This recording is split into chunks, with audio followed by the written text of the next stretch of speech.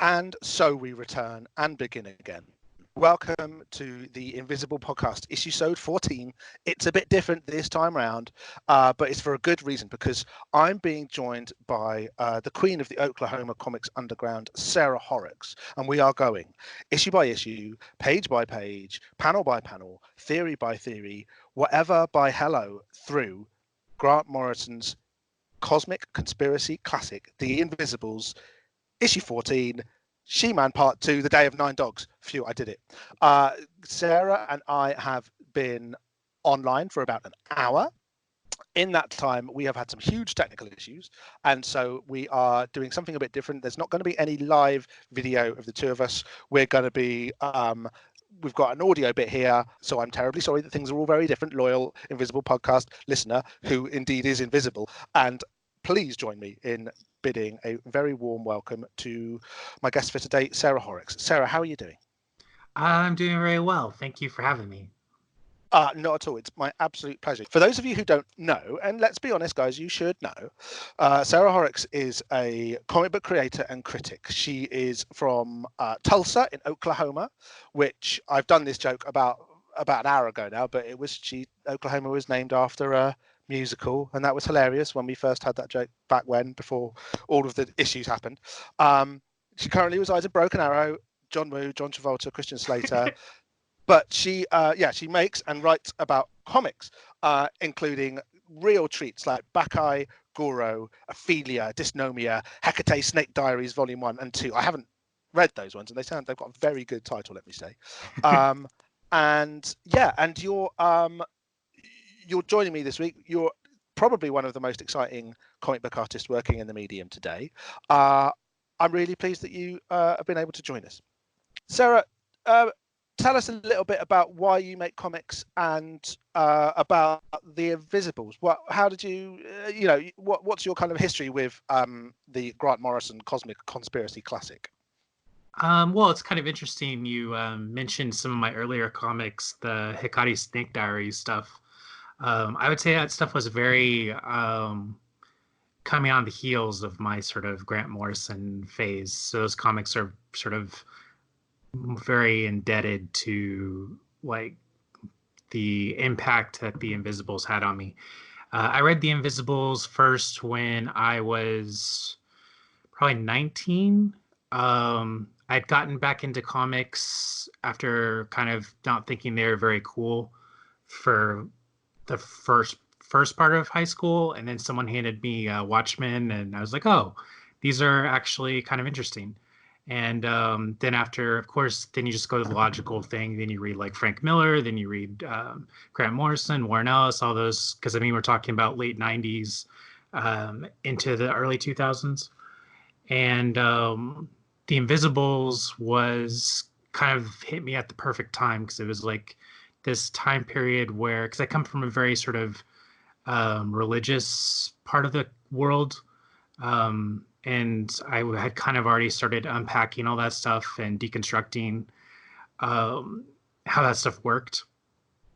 And so, like, I would say like Grant Morrison's The Invisibles, Philip K. Dick's like Valis trilogy stuff, Evangelion, like all that stuff like hit me in the, like a 2 or 3 year span. And I think all of it is kind of like was very formative for kind of the way I am now in terms of maybe in terms of like how I'm more sort of open-minded with like towards like conspiracies and more sort of engaging in sort of magical thought and things like that to sort of give myself like differing perspectives on events and try and sort of live life with as much sort of empathy and insight as I possibly can. Oh, right. How nicely put. Yes, because your work is kind of mind-blowing, reflects a somewhat oniric and Gnostic almost worldview. There's a lot of crazy shit in your work, is what I'm kind of saying, I guess. There's kind of a real fascination with the sublime, which, as we were saying before we came on air, maybe connects to the environment around Oklahoma that you grew up in. Yeah, Oklahoma is very much, whenever I explain Oklahoma to people, I say that it has a big sky. The sky just feels bigger than anywhere else in the world that I've been, and Right. the weather is very extreme. It's from one end to the other, and there's not really anything you can do about it. We have tornadoes that kind of drop down on you, just kind of with. I mean, you don't know when it's gonna happen, if it's gonna like hit you, if it's gonna hit the town next to you, or if it's gonna hit like your neighbor's house but skip your house. Like very much like a like finger of God type awe thing with tornadoes. And I think that kind of gives a sense of like our powerlessness in the face of nature, which gives it a very like beautiful, awesome quality. Right. Yeah, that definitely comes across in your work, where everything feels very big and kind of unstable in a way which can break into either, yeah, you know, extreme danger Yep. at any kind of point. Cool. Okay, that's really good. You've people at home, the seldom listeners, as we like to call them, know that basically what we do is we go through an issue of The Invisibles. We're on issue 14. Should we crack on? Yeah, let's do this. I get to basically kind of drive the ship for an episode. Oh yeah, I should probably tell the listener that I've got a cold. I'm not going to evolve that cold into flu yet, although I reserve the right to later. I'm very far off my game. Sarah has been incredibly patient with me so far, but I literally haven't got the issue of the comic that we're talking about to hand. I don't know where it is because I'm all at sixes and sevens. So Sarah's going to be the one in charge of talking about which page we're on at any given time. She's going to be the one talking about the specific panels and stuff that we're talking about as we go through issue 14 of The Invisibles. And I'm going to use my notes and my memory, such as it is, to try and make this into something that works. Sarah's been really nice with bearing with me and my car crash nature so far. I hope the listeners at home are going to as well. Sarah, I guess we start with the cover. Sean Phillips's. It's a depiction of Tezcatlipoca from Aztec mythology. We can see the heart beating within the chest of this kind of headless marionette figure. Yes, with the sort of arms framing lipstick kiss, which kind of where the head would be, right? yeah, which sort of mirrors the like kind of all ties into Franny's identity in terms of glamour and sort of South American magic. Yeah, I mean, there's a line actually later on in this issue which kind of clarifies a little bit of the way that the Central South American mythology stuff in this arc kind of jump around a bit. Now, I mean, you know, I think Grant Morrison is kind of covering his ass here because he's taking a fairly lax approach to mashing up some what I think from this depth of history we would say are quite kind of distinct and you know, basically he's done what somebody in England in Britain in the 90s would have done and just gone, yeah, you know, it's all South America, it's all the same. I'm an expert in South American mythology because I've read some Terence McKenna, and here we go. So I think it's probably a good idea to say that all of this is really fuzzy. From where we are now, we can say that some of this stuff is probably a little bit culturally not offensive, but inappropriate maybe, and we're gonna have that as a little caveat running through a lot of our discussions about what are, you know, living indigenous traditions of worship and stuff, and we're sorry that we've kind of turned this into a podcast about a comic. Well, yeah, he's very much he's mashed up Mexico and Brazil just in Franny's identity in a really confusing way that like those two places are not at all alike, and yeah, I mean, it's just like, oh, there's just say pretty much like, oh, it's just all the, you know, Central South America. What's the difference? Pretty much. Yeah, precisely. And it's like, you know, Mexico and Brazil are kind of, they've got to be 1,000 miles away from each other, right? It's like it's a really big distance. Yeah, and besides even just the difference in terms of like geography, you're talking about linguistic difference as well, since it's a Portuguese colony versus a Spanish colony. Oh, right, sure. Before you even get into like the kind of the ethnic difference of the indigenous people there. Yeah. Sure. Okay, so it was the 90s. We were all young and stupid. A lot of this stuff doesn't kind of hold anymore. Nevertheless, Morrison does a good job of his usual thing of pulling out the power that's there, or that was there to be had for him, given where he was. And I think this is something which is fair to say, and it relates to a lot of the issues around gender in this arc as well. I think that's true. Yeah, it's like it's all coming from a pretty good place, even if and for the 90s it was actually kind of bold and progressive, but because just because of the nature of time, we're able to see that there are a few gaps, there are a few problems, but because of the kind of the general sort of not warmth, but like because of the decency of the tone, there's no harm intended here, and I think we can kind of forgive most of it. But we're going to talk about that as we go through it. Yes. Are we ready for the first page? Do it. Inside front cover. What have we got?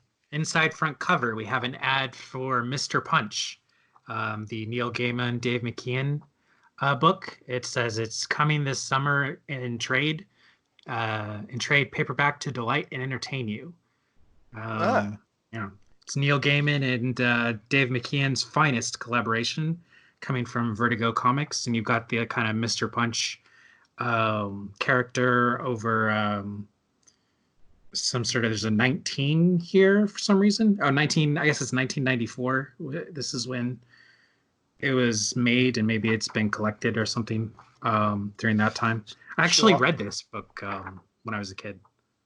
All right. I got it out of the library about 5 years ago, and I couldn't finish the first page. I was like, "Oh, the hell with this! This is just awful." What's your kind of memory of it from reading it? Pretty similar. My interest was just in Dave McKean's art, I think, who was somebody that when I first started making comics, before I even was drawing them, like his collage style was very influential to me and very inspiring to me. So I read a lot of sort of Dave McKean stuff in spite of Neil Gaiman, who I've just never it's never connected with me on really anything. Oh, right, good. That's interesting. There's we won't talk too much about Gaiman and McKean themselves, because we can do that at the end of the issue, because they pop up again, don't they? But in the most Gaiman-esque way. Yeah, I agree. I find McKean's art to be worth soldiering through the Gaiman stuff for most of the time. I love Violent Cases and Black Orchid and Signal to Noise. I think those are comics which are worth it for what McKean manages to bring to the table. Yeah, and another interesting thing about this ad is that it's in black and white instead of color, which kind of mirrors as a spread into the next page, I guess. Oh, okay. Before we run into that, do you have Mr. Punch in America? Punch and Judy Men? Oh no, I had to. I didn't know about that until I read the comic, and then I was like, oh. And then I think I probably encountered it a little bit after, in English courses, studying older traditions and stuff in college. But okay. Yeah. It's definitely not. I don't think it exists I don't think it was ever brought over into America, but I'm not sure. But I don't think it was. It's certainly not. It's certainly not kind of. It wasn't widespread there. No. Yeah, it's still a thing. There's in the summertime down the road from where I am on the beach, there's usually a guy.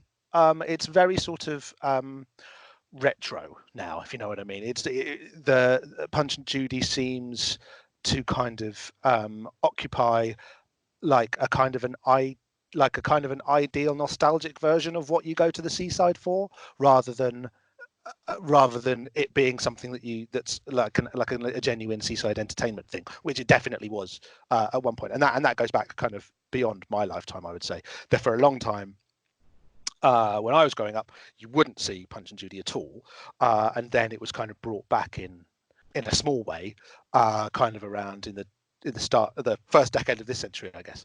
So although there's a kind of although I would say most British kids know about it, there's very little kind of authentic familiarity with the story. Like if you ask most people to tell you the story about him beating his wife to death and killing the baby and being eaten by an alligator and going to hell or whatever, I don't think that would cross most people's minds, and indeed my own. I had to think about it, but I'm thinking, I like to connect the stuff that we see on these inside front cover adverts to what's going on in the issue. As you say, color wise it works really nicely, but also there's maybe a hint of there's like domestic violence overtones, there's general patriarchal violence, there's punches descent to the underworld in an arguably initiatory fashion.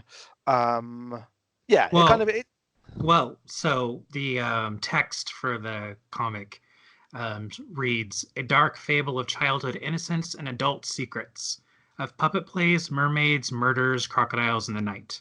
A 96-page graphic novel, which very much is like a summation of this issue. Yeah, that's bang on, isn't it? Yeah. The reason, I'm a Gemini, so I've always got two perspectives on things at least, and I always pivot between. It's amazing how, like, happenstance throws these connections from these adverts into the comic, which I find happens all the time as I'm going through these issues. And then my don't be stupid take on that is yeah, but that's just Vertigo comic. They're all about the same stuff. Yeah. Well, I mean, who was picking the ads and where they were placed? Was that for sure not Morrison? Sorry, I lost you there. Say again. Well, do you know if Morrison had any hand in like picking the ads and where they were placed? Like, because they gave him like a card file of ads, and then he like kind of like picked which ones and where they would appear, or is it just sort of feel like that? Oh my goodness, no! I'm sure that's not a level of kind of control or awareness that a writer at Image at Vertigo in the '90s would have had. I mean, maybe they would. I hadn't considered that at all. No, I'm sure it was. I imagine it's just, yeah, sorry, don't write anything on page 6, or don't put a spread on page 6 and 7 because there's going to be an advert there. So that's about the level of control that they would have over, an awareness that they would have over where the adverts fall, I think. Maybe though, I hadn't thought of that it could be being written. Oh my God, you've just blown my mind.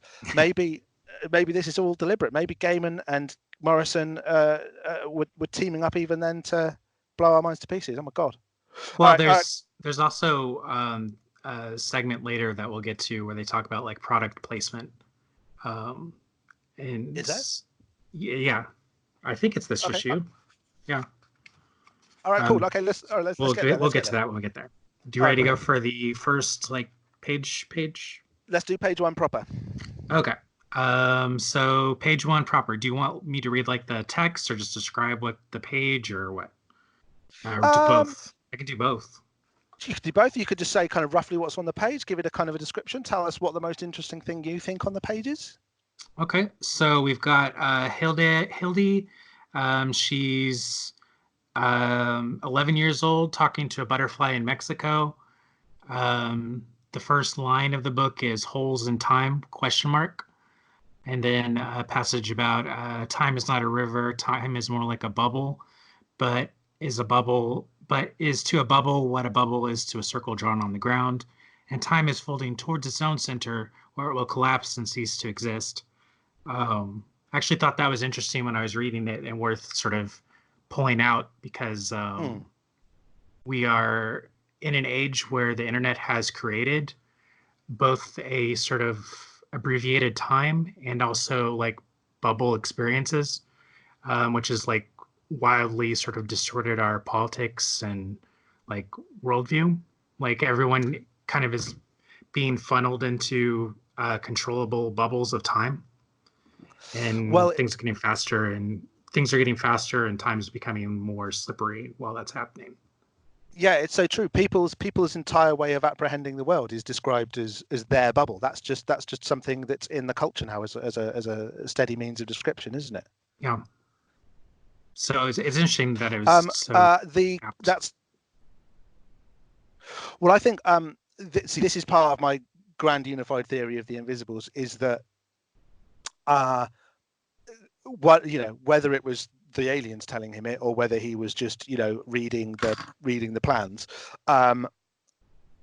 Morrison basically the Invisibles is doing a lot of work to set up the boundaries and expectations of the world that we live in today.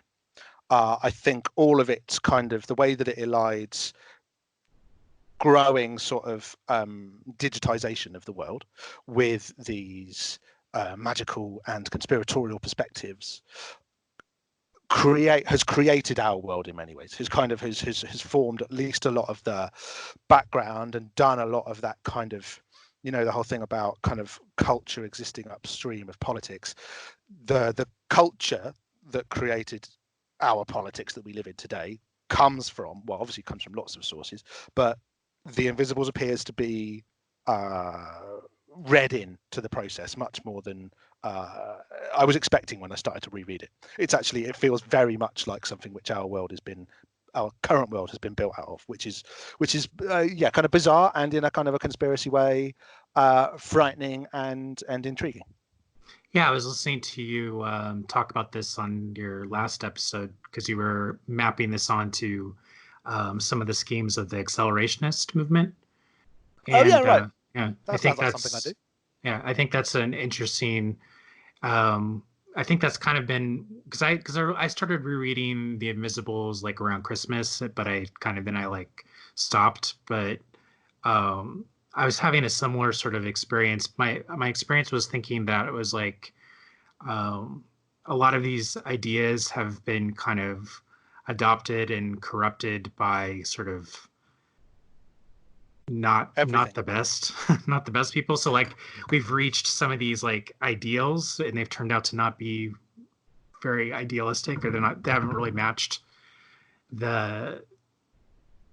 what we maybe, because like when I was a kid and I would have read this, I would have thought, oh wow, that's a really cool, mind-blowing way of conceptualizing like time, and isn't this a great way to see the world? It sounds so sort of utopian. Pardon me. It sounds so sort of utopian and liberatory and like a great promise. And yet the reality of these things having been manifested, whether it's because they were manifested by bad agents or just because that was what was always lurking in them anyway, doesn't it? Basically, that is kind of it does kind of feel that that's the world that we've been left with by all of this stuff. Yeah. I would also say, were you like rereading The Invisibles in like chunks, in like trade paperback form? Yeah, I got the that like perfect edition, because my experience reading it, well when I first read it, it was in trade paperback, so I never read it in individual issues. Right. But when I was rereading it, I was reading those perfect editions that they put out recently. And are those kind of massive or something? Yeah. Well, because my sense with the trades when I read them is I think that's just the experience of reading it, is like I just had this sense that I had like read it out of order somehow, or like I couldn't remember which part was in front of which part. And so that was part of the reason I was going to reread it was actually just so I could like have a more concrete feeling of like this is what all happened, and maybe less of like sort of a fragmentary like thing in my head. Sure. Okay. I mean, I would probably say two things to that. One is that the fragmentary nature probably enhances the text as much as it might detract from it.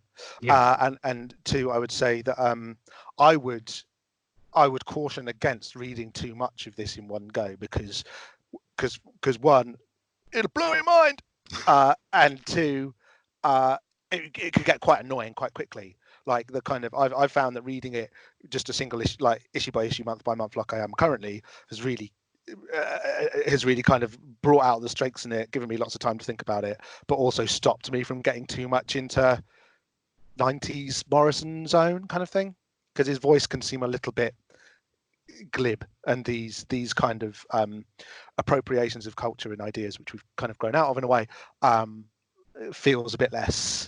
could feel a bit less oppressive and annoying if you're not doing it all at once. Well, those also those that's kind of why I ended up stopping, I think, because I got stuck in the like that Desaad arc that's at the end of like the first thing. and Mm. it just was like, oh, there's so much momentum that just like stops in that arc. So it's like, Yeah, yeah, I mean, it was almost canceled, I guess, right after that, and you can see why.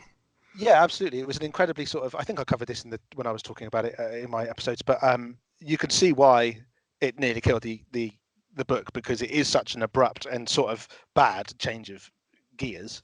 Um, but I would also say that having read them kind of by themselves and taken some time over them, those individual episodes of the Arcadia storyline have an actual, without when you're not having to read them in the hope of having some monthly comic thrills, you can kind of read them as strange little texts in their own right, and they're quite they're kind of fascinating in a different way. Well, it's also interesting because that arc was mostly done by Jill Thompson, and this issue is done by Jill Thompson as well. And I thought that was it's very interesting because her style is a lot more dynamic and interesting in this issue than it was in those earlier issues, which were a little Sure. too like it didn't seem like they had like a very good understanding of how to like bring out each other's like strengths and weaknesses. Whereas I feel like this issue is a lot more sort of dynamic and interesting to look at artistically. Like, Yeah, it's yeah, interesting. I mean, sorry, I would say that yeah, the color scheme and stuff is very different in these issues as well. It's a lot sort of brighter and whiter and a lot more kind of open and a lot easier to read. But also, it's interesting that I don't think I don't think I'm really going to talk about this until the next issue when Morrison kind of mentions it himself in the letters page. But I think maybe he detected that too, or they detected that too between them. And so the way that Morrison obviously gives Thompson via the script lots of different modes to work in these three issues opens up her style. It helps them click as a creative partnership and has much better results, really. yeah. Well, I mean, just on this page alone, the second panel is this picture of Hildy's like aunt and grandmother.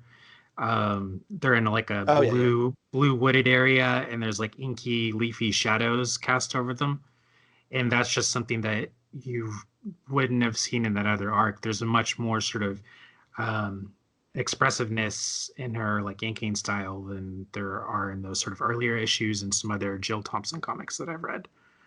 Right, right, right, Yeah. right. That's a cool spot. Is there anything else? I mean, apart from like, Morrison occasionally does these things in the script where he kind of for a comic which is always trying to sort of, tease you and hint to keep you interested. Occasionally, it just lays its cards on the table in a way which almost you don't notice because he does it so sort of boldly and casually. But the Invisibles in this kind of Philip K. Dick sort of way has this conception of time that the story and indeed the kind of the world that the story tries to create has. And that bit with Hildy talking to the butterfly, it just lays it out really clearly. It just says this is what the universe is like, this is where we're working from, get on board with it. And it's kind of tossed off and you could kind of just think that it was just some sort of trip scene thing, but actually this is, if you read that, you don't really need to read much more of the Invisibles to kind of get what its grand cosmology is about, because it's all laid out for you by this little umbrella by this little butterfly on page 1 of issue 14. Yeah. And the butterfly also sets up the basic composition of this arc, where it talks about like all time being the same time. So the rest of the issue is going to be like time juxtaposed upon itself constantly. We've also got there's a nice sort of vertical composition to the page, which has kind of gone out of comics these days. But it's like you've got like your long singular rectangle, and then you've got three panels sort of forming an exclamation mark over another small square, and that's like your two halves of the rectangle that's the page. Right, nice. Yeah, okay. I can see the page in my head now. Unfortunately, Yeah, I can't see it in front of me. Right, yeah, cool. but it's very Okay, so it's great to have somebody who's a comic artist who can kind of spot the way that the art sort of works on the page like this. This is nice. yeah. You used to see more of this. these sort of vertical compositions for American comics, and now it's not quite as common. There's more sort of horizontal things done across like spreads. But yeah, it's kind of interesting. Is also, that it's like interesting. A movie thing? Yeah, I think it came in because of Hitch and McNiven's like Ultimate stuff. Yeah, sure. Which seems to have kind of defined the like comics forever after. But yeah. I mean, it's a shame, isn't it? That one of the most frequent complaints about comics these days, and something which your own comics absolutely don't do, is that they are, you know, they're drawn like storyboards that are just waiting to be transferred to a screen. Also, I was also kind of basically that's not what. Yeah, I mean, it also kind of for. Yeah, it also kind of presaged the kind of militaristic turn that comics would take. I feel like if they did the Invisibles today, there would be like the Invisibles would be like CIA agents or something. I mean, have you seen that new? I'm gonna make myself look like an idiot here. Have you seen that new Michael Bay movie on Netflix, Six Underground? Not yet. I can't wait. I love I love Michael Bay movies. They're insane. Yeah, good. Yeah, me too. Basically, it's exactly that. It's what they're basically the Invisibles, and they're kind of run by a billionaire, which is actually in the Invisibles too, to be fair. But they're all like ex-military, CIA style guys.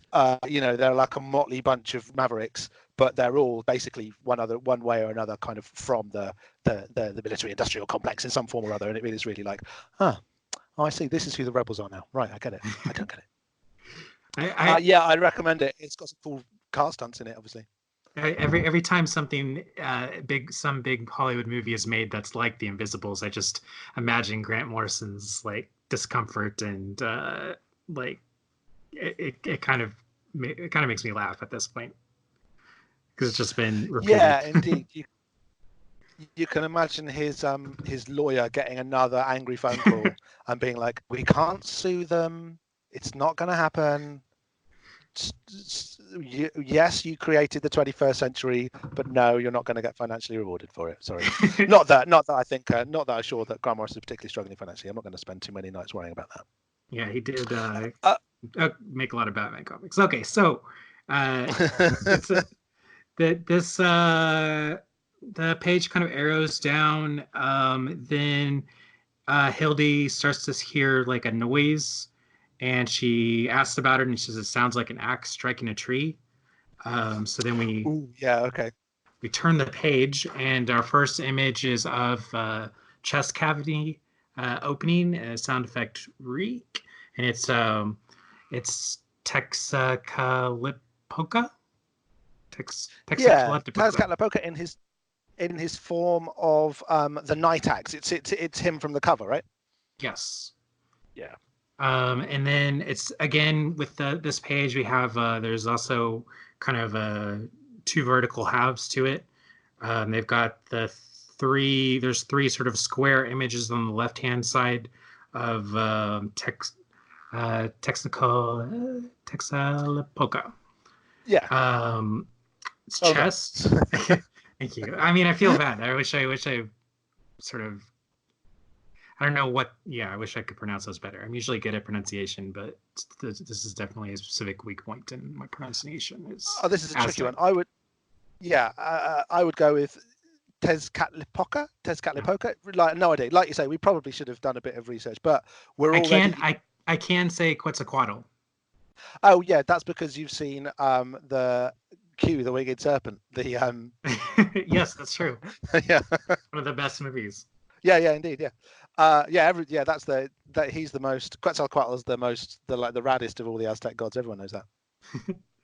But yeah, so you've got there's three sort of square images of his chest, like opening and closing with there's like a star inside of the blackness of his chest, and they're overlaid over there's two rectangles and a square of Hildy walking through the jungle into to find the source of this noise. And Yeah, yeah, it it's just sort of describes the mythology. sure. It's quite a nice page, right? There's a nice sense of creepiness and of the way that we kind of obviously drawing something opening and shutting in the way that one can imagine it doing is quite a tricky thing to do. But I think Thompson does a really good job of making it clear what's happening here, but also making something very atmospheric and dreamlike and kind of slightly off. Yeah, and choosing to have the final panel on the page be like a square in the bottom right hand corner that bleeds over into the next page really kind of causes you to kind of like do this sort of motion with your head while you're reading it, which kind of makes the page on the other side like pop out and kind of surprise you more as like a horrific like thing, Okay. which is really kind of fun. Sure. So that takes us on to page 3, I guess. So then that's our splash page, isn't it? Yep. We got the full body headless Texacolopoca. Got the got the It's getting title. harder. Yes. I can't wait till we move on to other gods. Yeah, sure. There's shitloads in this issue. Don't worry about it. We'll get there. Then we've got the title of the issue, which, as you said before, SHEMAN Part 2, Day of 9 Dogs.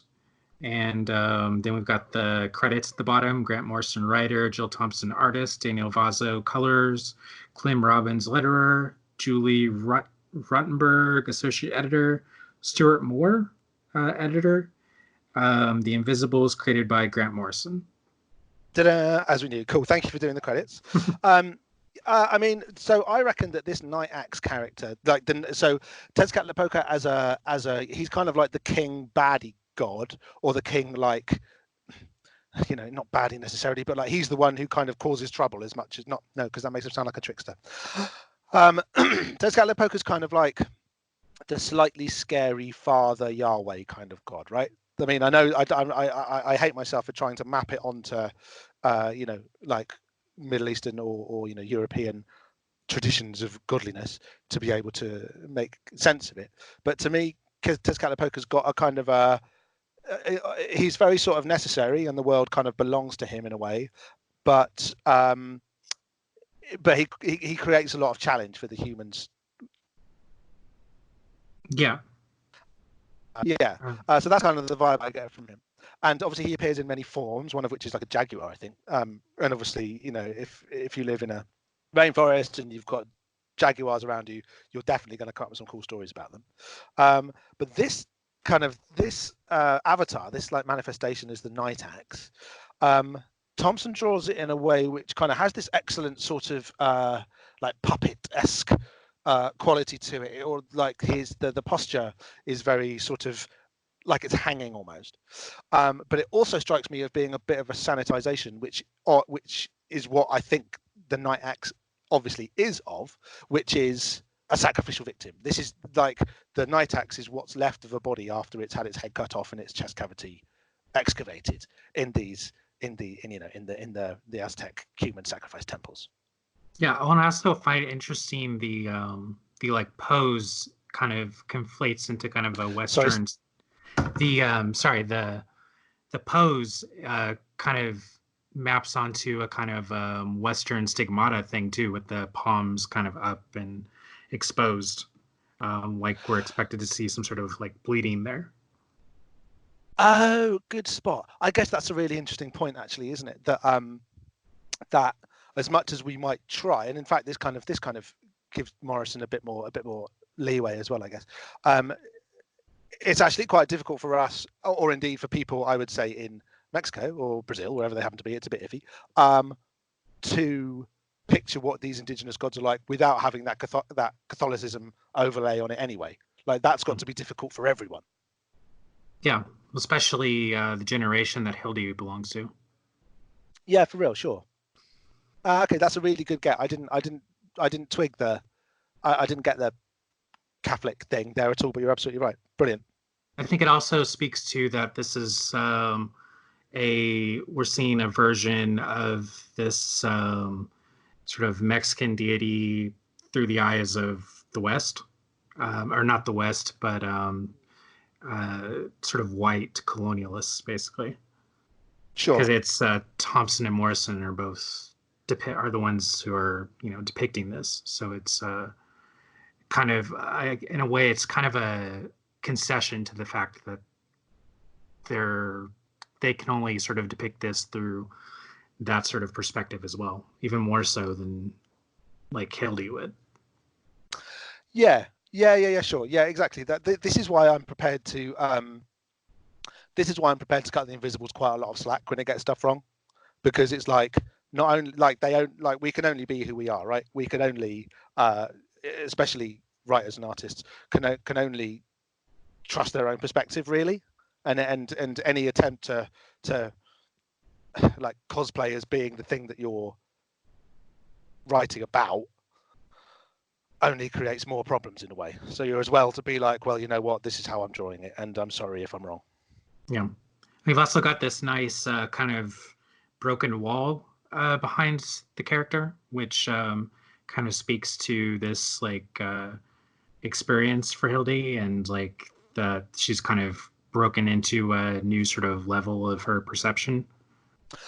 Yeah, that's definitely yes, that's definitely like a motif occurring on these pages and in these sections, is that these ruins that she's walking around in are, yeah, that like that wall, as you say, is, because even though it's only pretty much a background detail, it's definitely being used to kind of frame, not literally, the way that this scene that Hildy's in is meant to make us think about, isn't it?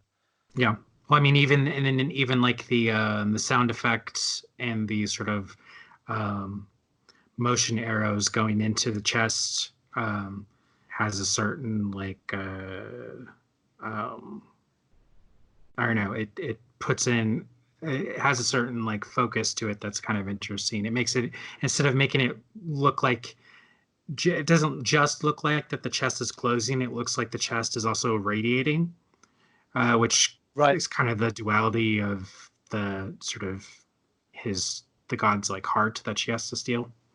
Oh, that's so good. Yeah, and I think there's like almost like there's a bit of a visual echo of the hole in his chest and the hole in the wall.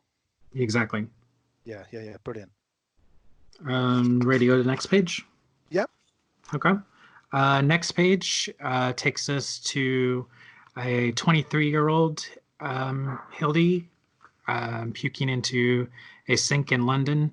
The first panel is of her looking into a sink of her kind of blue liquidy like vomit, and says, "Is this the future I'm seeing?" And we've gone from the vertical panels that we were using earlier to now it's 3 banks of horizontal panels, but we still have a sort of overlapping juxtaposition going on, which started on like the second page to kind of like keep things kind of floating and time warpy. And yeah, and then we get the character of Brody shows up in the bathroom, and which, yeah, so she's like Lord Fanny. Yeah, so Lord Fanny is in her getup or whatever, and she's in the men's restroom, and Brody comes in, and they start talking about drugs and whether he looks like a narc. He says he's not a narc, and then he looks at what she's thrown up, and he sees his old like cat in it. Right, who he was talking about in the previous episode. Yeah, old Darky. Yeah, God, yeah. Black cat. Thankfully, it's his black cat. Yes. But yeah, and that's sort of this page.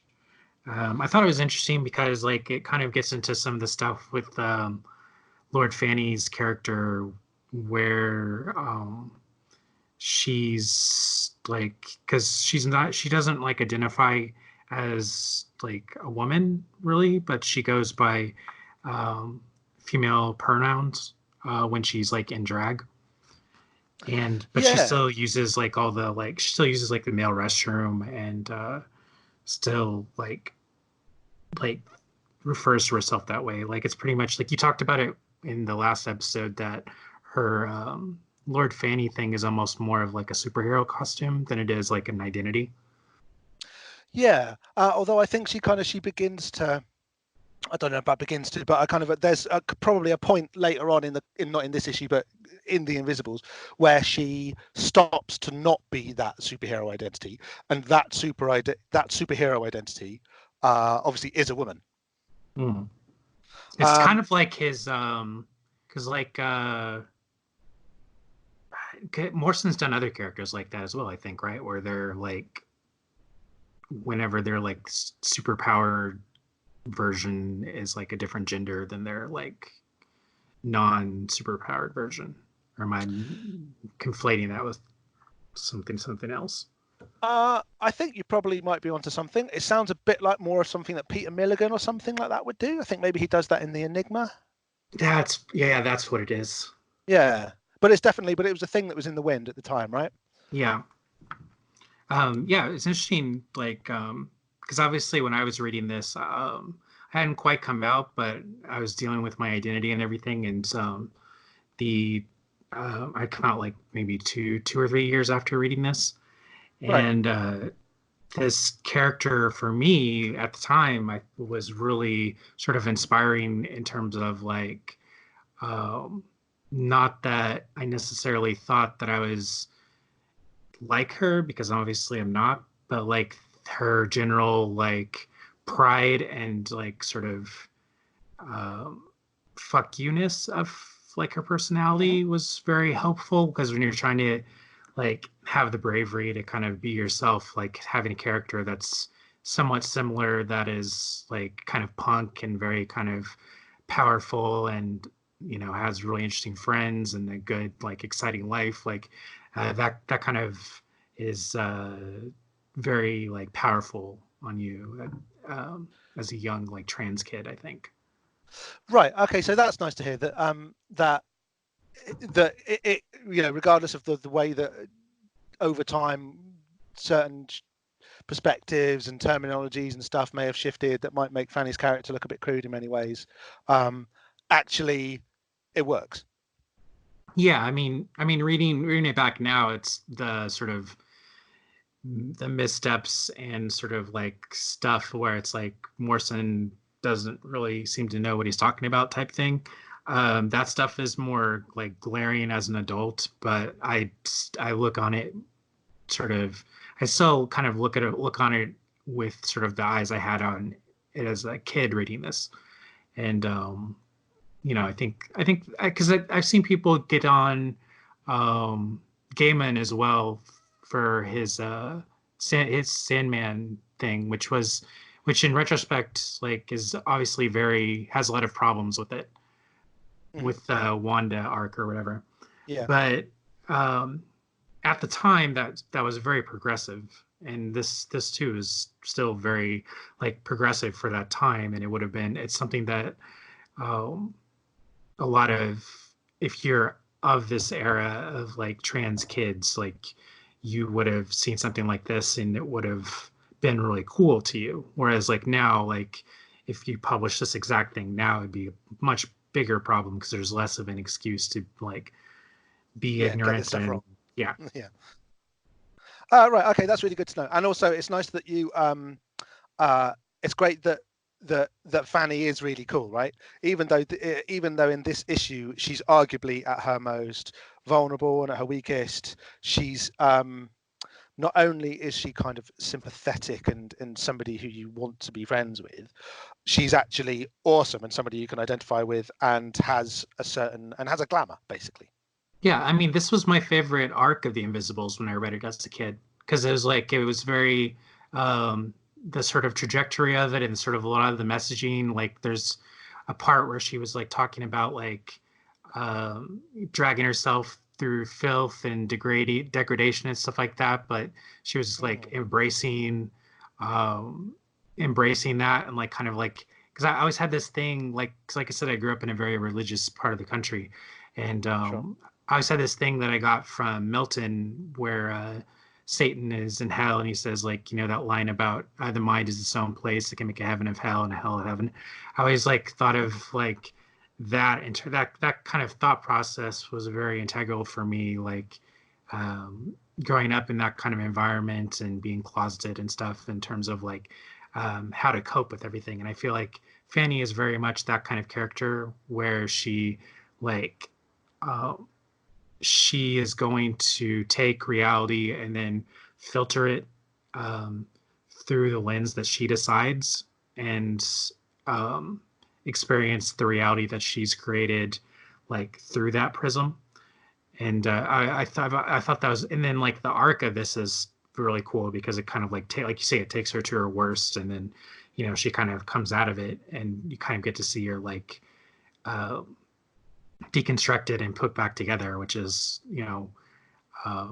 again, like I said at the time, it was very powerful. And like for me, like I think in terms of the arcs and Invisibles, it felt like the one that was like the most sort of visceral and most sort of like had something to it beyond just kind of the crazy ideas.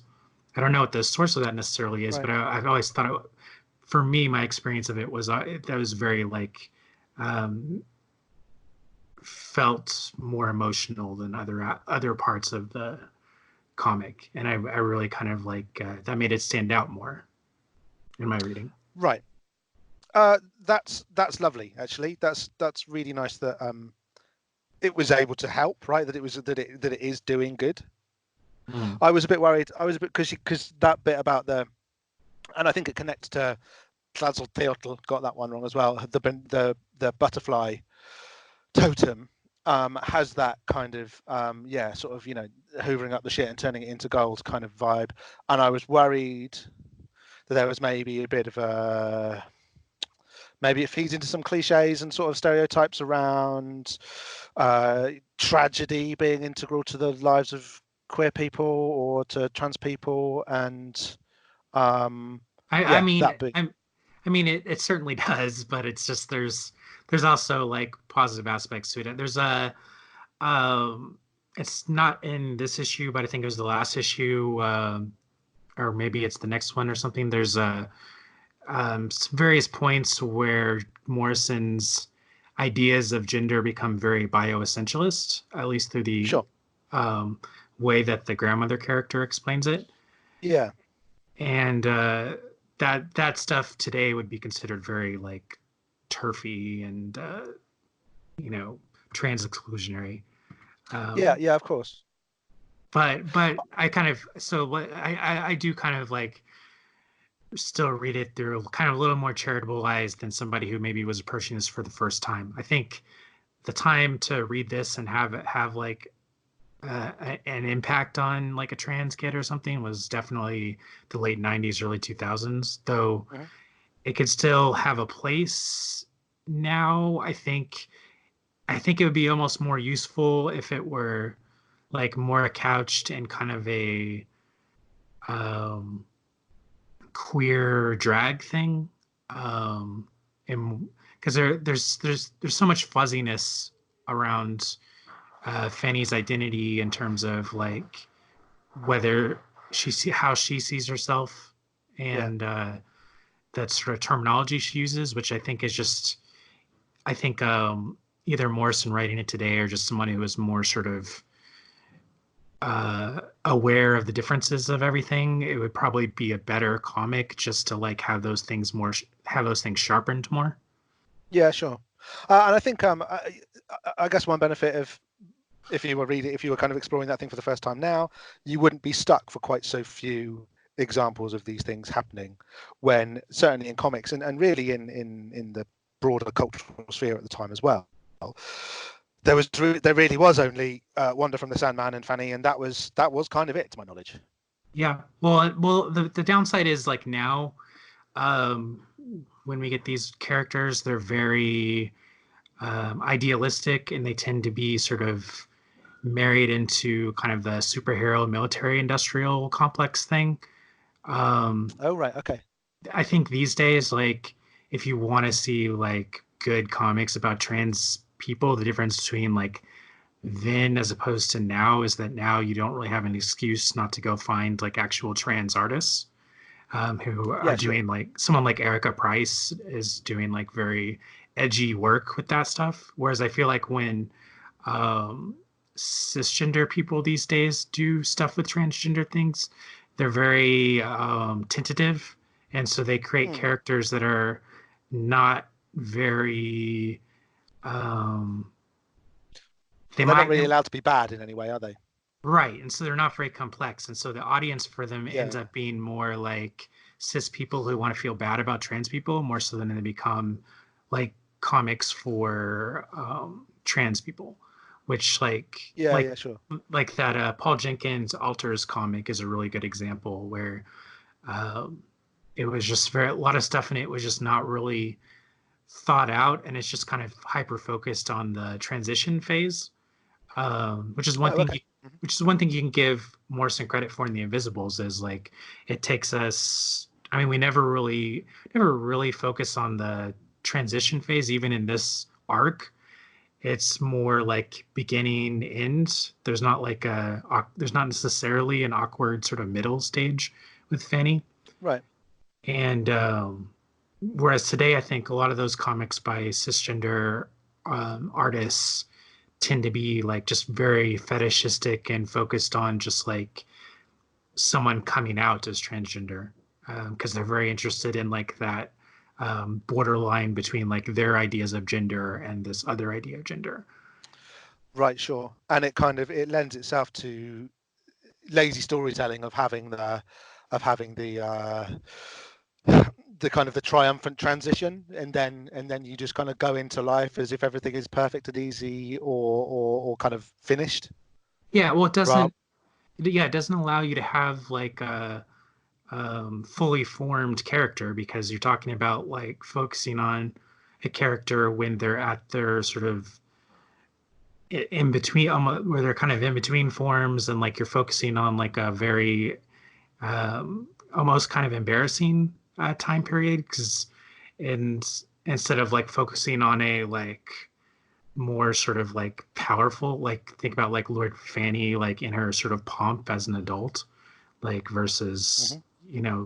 a depiction of like the Alters character or something like that. Like it's just very much like choosing to focus on trans people at their like sort of most at their sort of lowest weakest point and Right. Right. not really telling like the complexity of our lives like you really don't you really don't get like the experience of like what it is to be out and be a trans person until you've actually like once you've done it once you're out and you're like living your life like things like it's not as like crazy and fetishistic. It's very boring. It's like you gotta get a job, you gotta like make friends, build relationships. Like it's the same as everybody else in the world, um, Sure. and you have all the same sort of dramas and melodramas as anyone else, just coupled with like having to deal with the like societal bigotry. But it's not, you know, there's like more interesting stories to be told like at that juncture I think than just focusing on like when someone comes out.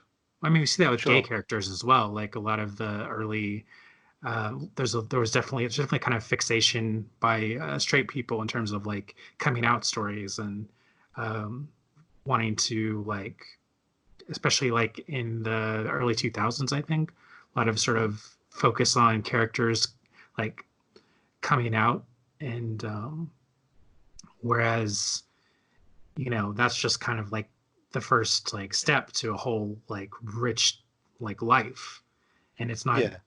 so when you look past something that is very general about trans people and start trying to look at something telling stories that are very specific, that's when you start making like actually like good art. And that's sort of what the problem is right now is that they're not in the mainstream. None of the trans characters, very few of the trans characters are being created with any sort of specificity, only a kind of generality.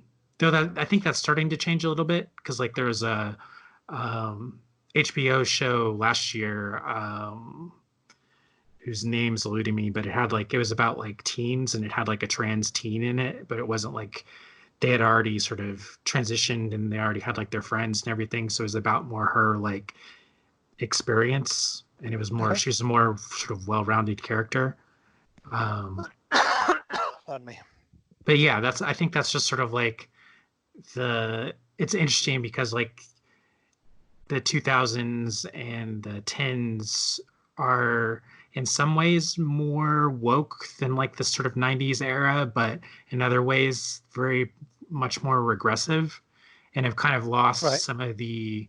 um, some of the edge and some of the like that sort of cool anti uh, establishmentness that 80s and 90s depictions had, even though they were flawed.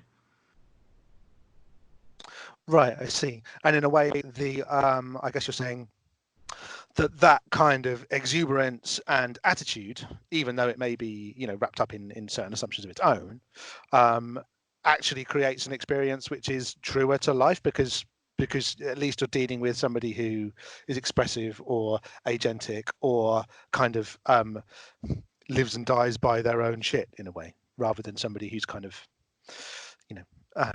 being forced into a certain kind of idealized form by the necessity of the writer creators wish not to put a foot wrong. Yeah, exactly. Right. I mean, of course, the Okay. obvious answer is just to stop having, cisgender people tell, the stories of transgender people when there's plenty of transgender people happy to, like, who are telling those stories. But yeah, Yeah, I think that's the point you raised earlier, and that's incredibly interesting and important. Is that your own work included? There's not, even though your own work, from what I've read of it, I haven't got an encyclopedic knowledge of your work, isn't necessarily doesn't focus on the trans experience as far as I could see all the time. Um, there's no excuse for not finding those comic creators, those writers, those artists who are who are trans and who are talking about the trans experience all yeah. the time.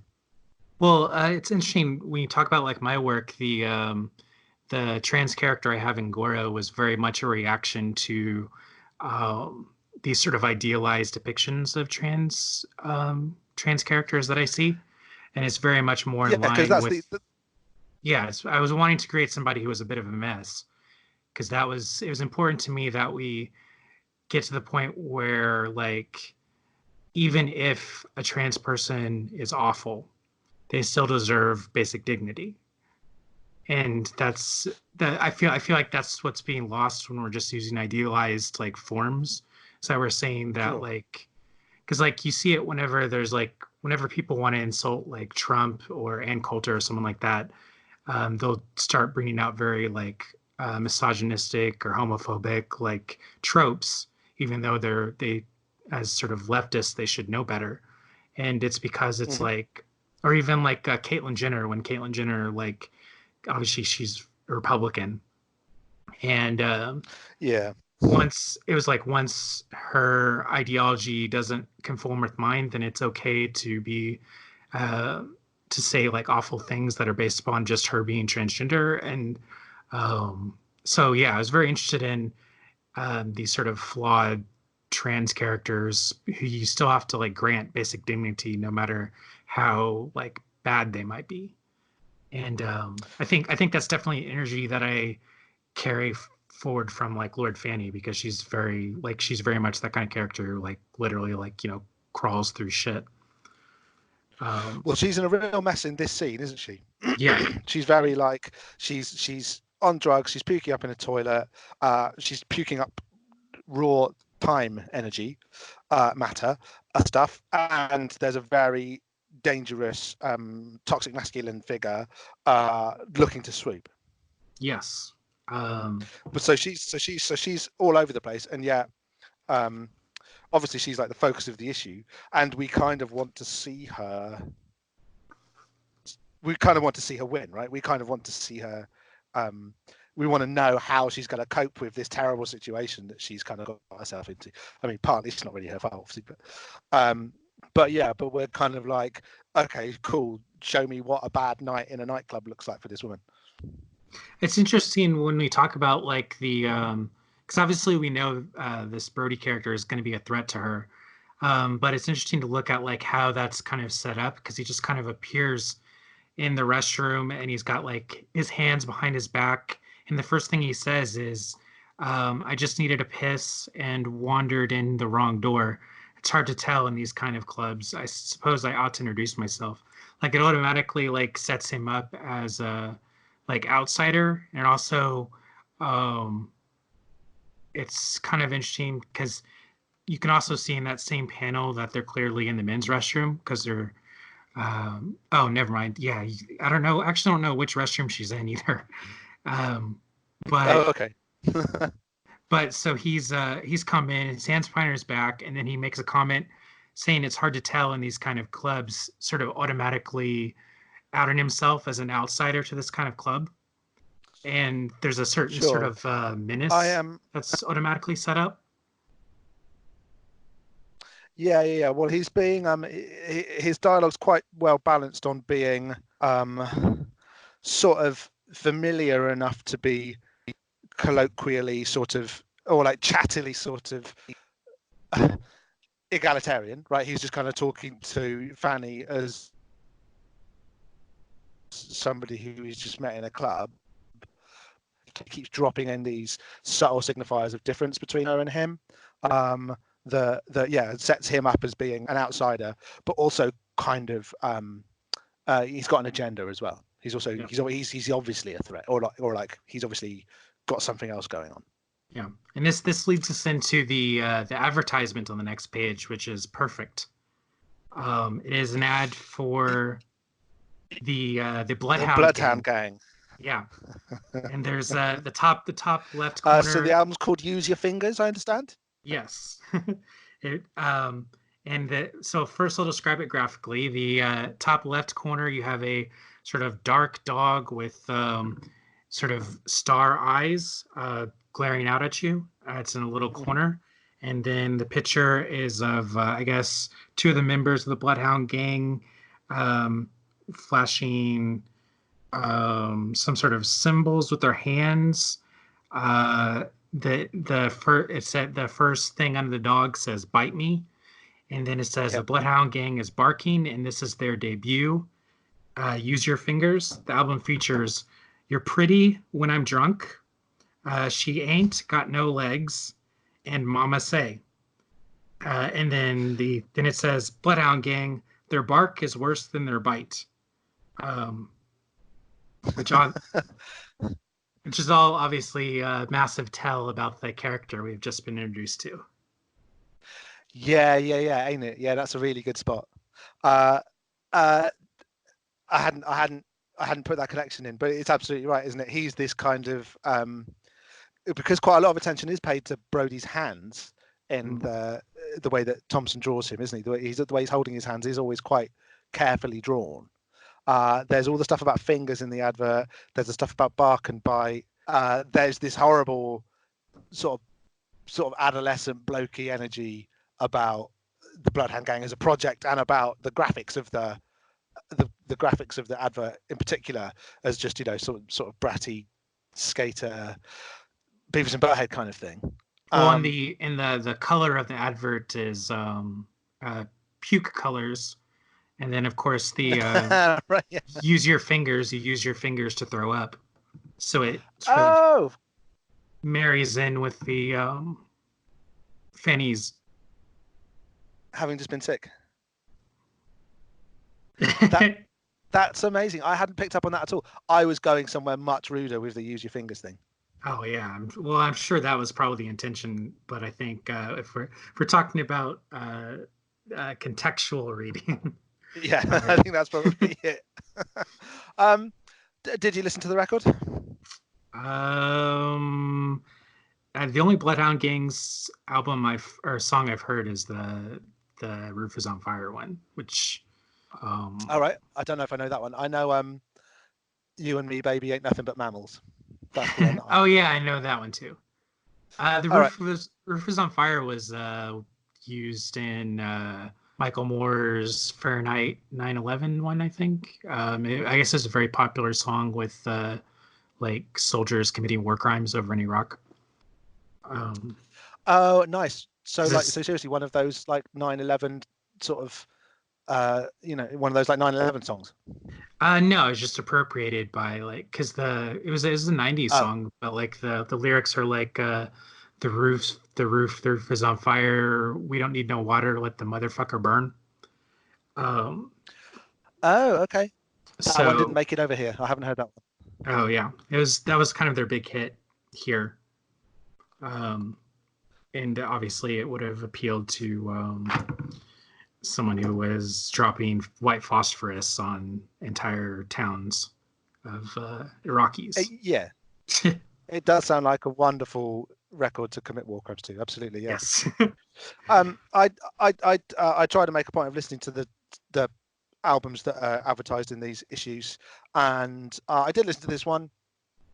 I have to say I didn't. From the advert, I was ready to really hate it, but it's actually quite good fun. It's kind of crude. It's kind of like the Stooges doing hip hop instead of like the blues. It's very adolescent and sort of silly. It's kind of horrible and offensive, but and although I don't think necessarily like the kind of giving it the benefit of time works in the same way as it does for a story, it's hard to kind of divine too much malice in there. You know, they're being dicks, but they're not being assholes. Oh, there's an email you can send your emails to, I guess, inquiring about the album, buttcheese@aol.com. Wow. Okay. I'll send. Right. Hang on. Let me write that down. Butt cheese. It's I presume that's spelled butt cheese. with a Z, no E, so CHEEZ. Okay. Do you reckon that? I mean, I would love it if that email is still alive. If there's still a Bloodhound Gang person on the end of it, answering questions about Pretty When I'm Drunk. I'm sure they'll be happy to get an interview from you. I mean, they're probably in their 50s now, I would think. Yeah, maybe. No, I mean they're probably not. Yeah, probably about the 50s. Yeah, I was going to say they're probably a bit older than me, which would make them about in their 50s. Yeah. God. Yeah, bless them. Yeah, I didn't. Yeah, I don't hate the Bloodhound Gang. I thought they were. They seemed like a bunch of annoying, in a good way, young lads making simple music for young lads, and that was okay. In quite an unusual move for the Invisibles, I think we go from one music ad break page from the Bloodhound Gang over into another one. This is the Sam Goody Musicland advert, which is kind of a tradition here in these Invisibles read-throughs. I would call this the Supergrass advert page, but I don't think you would. No, I would call this the Rancid page. Okay, so I've got two questions. Uh-huh. Have you ever been to a Sam Goody Musicland? Is that a real thing? It is a real thing, but I've never been to one. I don't think we had. What did we have when I was growing up? I don't know. I think we just because I grew up in small towns, so we just had like edited Walmarts, which just sold like edited CDs. Or if you went to a bigger town, we would just go to like go to like Best Buy. Okay. But hang on, did you say edited CDs? Yeah, like Walmart, you couldn't buy albums with explicit lyrics. They were all edited. So, which was good for my my parents because they like didn't want me to hear bad words. And so like I was able to get a lot of hip hop albums that I wouldn't have otherwise been able to get because at Walmart they bleep out all the curse words. So actually on the CDs that you buy in the shops. Yeah, the CDs and well, at this point it was also tapes. Right. I did not know that was a thing. I knew that they had stickers on the cover saying, explicit content. Yeah, well, but they actually changed the actual thing that you buy. Yeah, well, they had clean versions and explicit versions. You can still see that on if you go on like Spotify for like rap albums in the early 90s to mid 90s. There's usually a clean version and an explicit version. Yeah, but I thought that was like for radio play. I didn't think that was for actually the one that you buy in the shop. Yeah, well, for selling in certain stores, because Walmart would Because they're only run by carry Christians, those. right? Yeah, well, yeah, whatever they are, they're definitely in that sort of vein. Yeah, kind of like prissy death cultists. Um, Fuck, I didn't know that was a real thing. They really surprised me there. God damn. And I knew that there was a lot of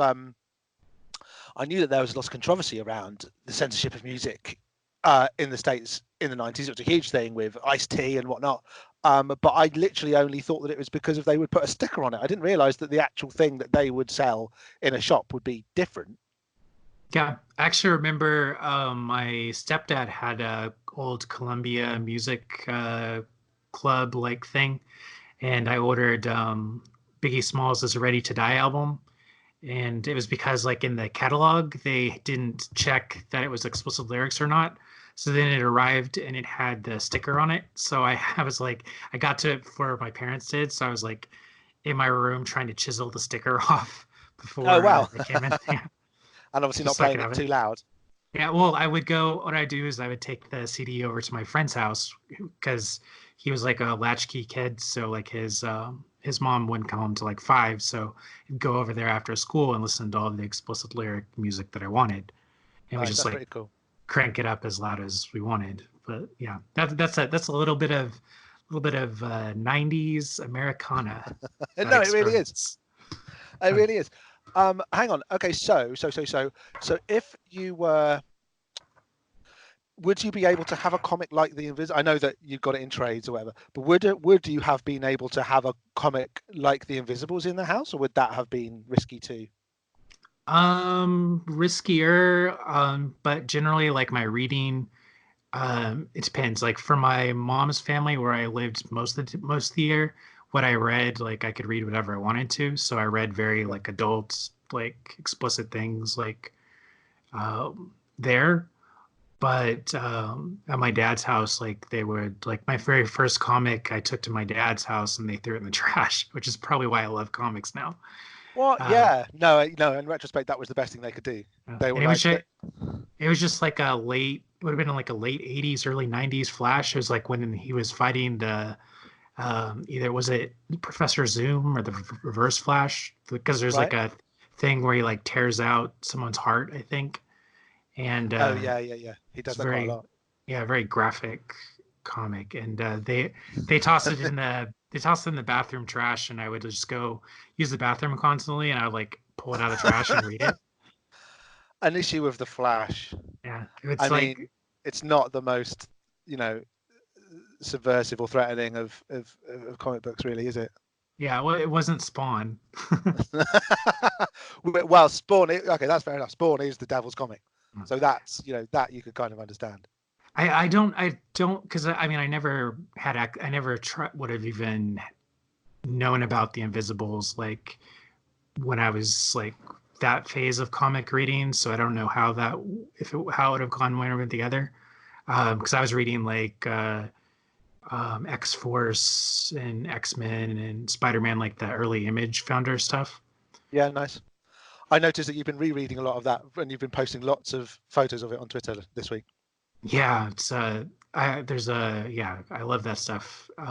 It had a really big impact on me in terms of my aesthetic because it's very like they're not necessarily drawing exactly like them, but just sort of the Mhm. sensibilities and the sort of like extreme comicsness is Yeah, it's there's something such a. that's Go yeah, on. it's something that's very lacking like in comics today. So I find it even more potent to look at now than I did even then. I think I think he lost it as he got a bit older, and obviously drew a lot less.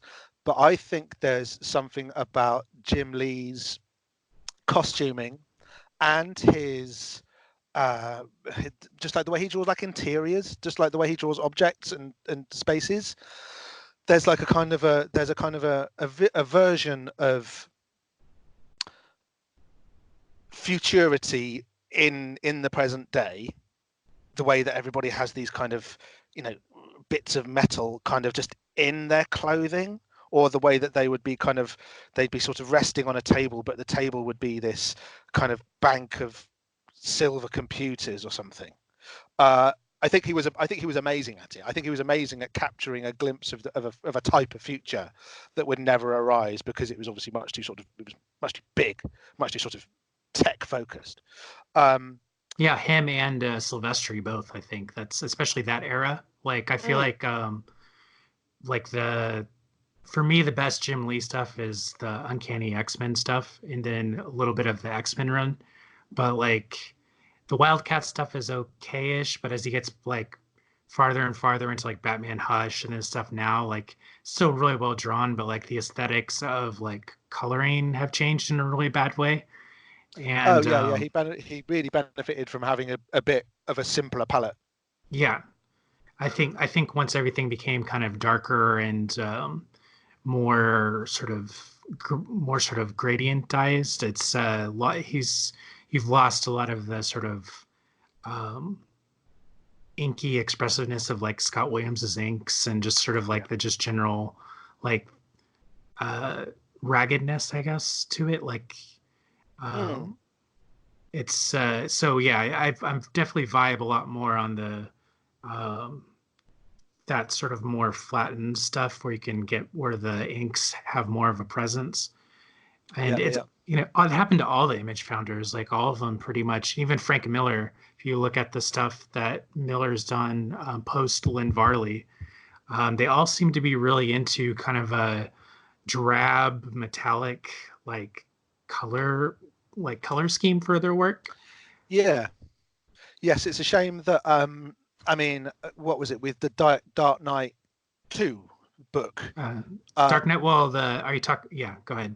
Well, Varley kind of threw down a palette, which I would say actually, you're good at keeping pace with. But there was a vividness and a kind of an embracing of digital, which didn't have this drive for greater realism.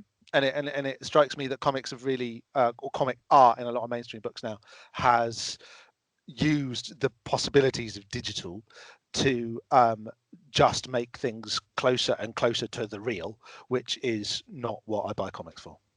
Yeah, well, and it's I think the height of it is like when you see how they'll color like jeans, which are not shiny at all, and it'll be like a gradient thing that makes it look like plastic pants in a way. Yeah, well, there's that what's it called, like kind of liquid look leggings or whatever. Yeah. What's that called? What's that material? Anyway. Okay, so we've done Sam Goody Music Land chat, we've done music censorship chat, we've done Jim Lee chat. Do we want to let's talk briefly about this music page, because sure. There are some important things that tie back into the comic, which are like the Rancid album is out, and Out Come the Wolves, which is very much what's about to happen here to Fanny. I didn't know. I wasn't so sure about the I Should Cocoa or Supergrass, but doesn't grass have like a different like a meaning in England than it does like here? Like it's like a snitch or something.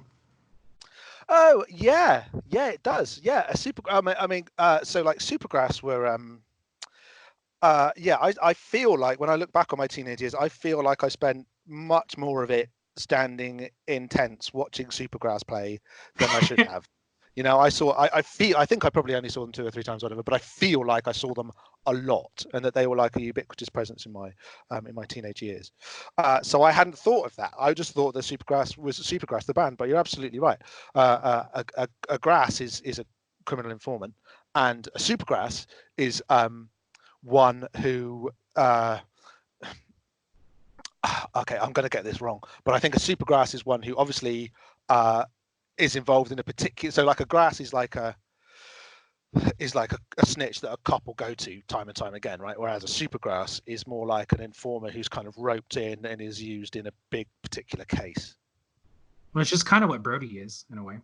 Yeah. Well, he's definitely the fact that Brody is undercover in this is what makes him so horrible. It's a bit like you can kind of forgive him for being an asshole cop because he's just an asshole cop, but it's all of the it's the way that he's so happy to be violent to Fanny and Kirby, the character who we meet shortly, but is also sexually attracted to them, which is really upsetting. Yeah.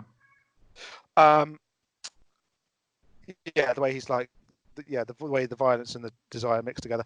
I noticed also that in so the big track off the Rancid album is called Ruby Soho.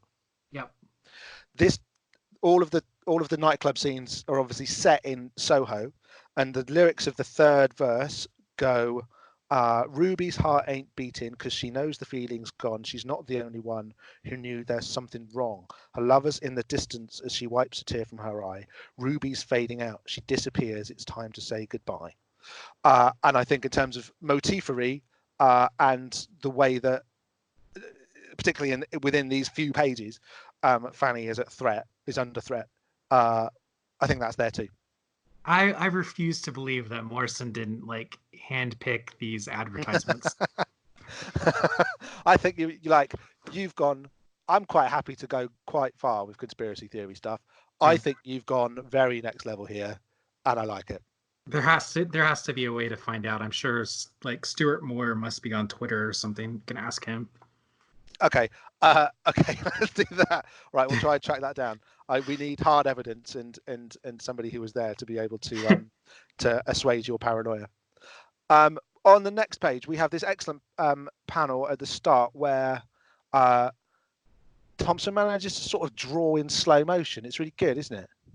Yeah, you've got Fanny like re-inhaling her sort of plasma thing back into herself out of Brody's hand, basically.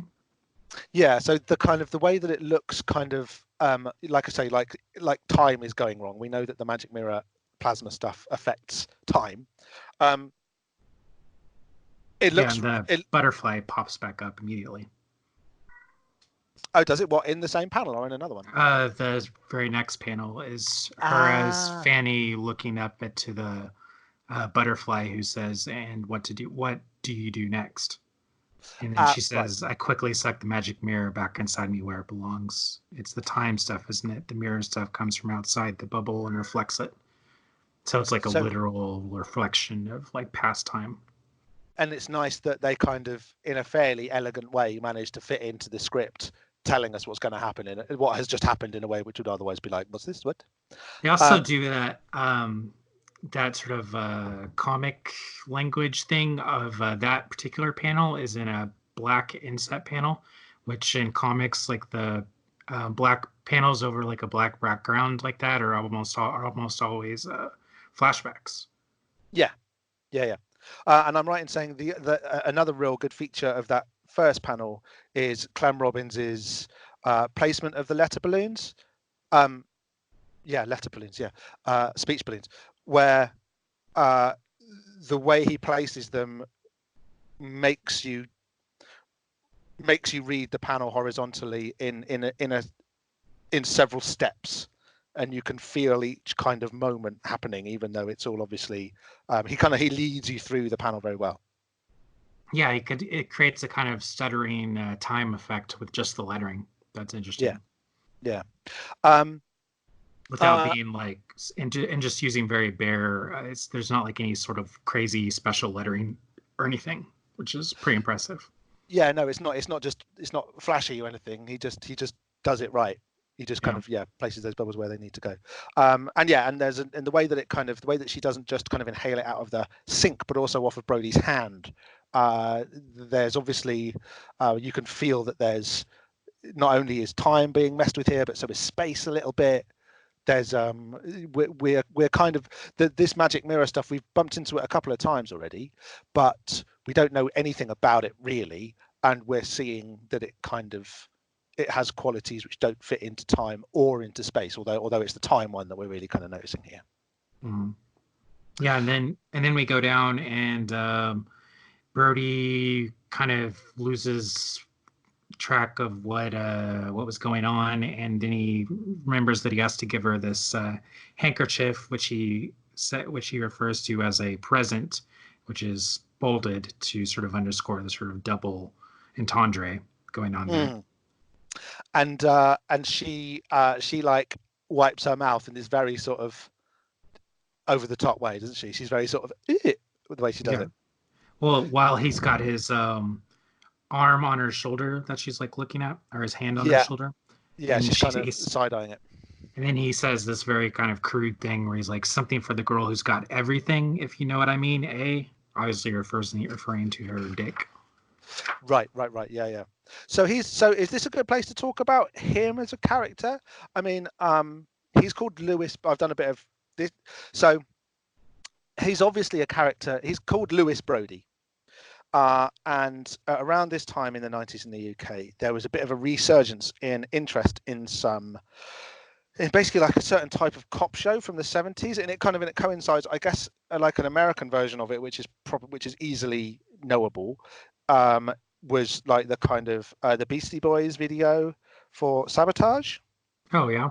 The way there was like a bit of a thing of like a retro thing about how ridiculous those 70s cop shows used to be.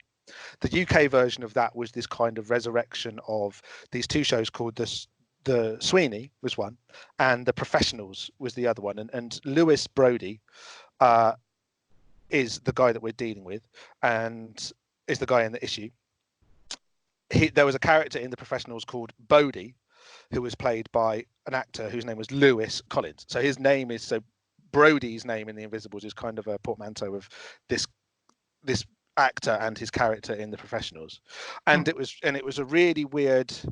It's there's a type of masculinity that he's being used to figure here, which was very sort of in the air at the time, but was kind of only being considered through this kind of process of like ironic disavowal, which, as it turns out, maybe wasn't that ironic after all.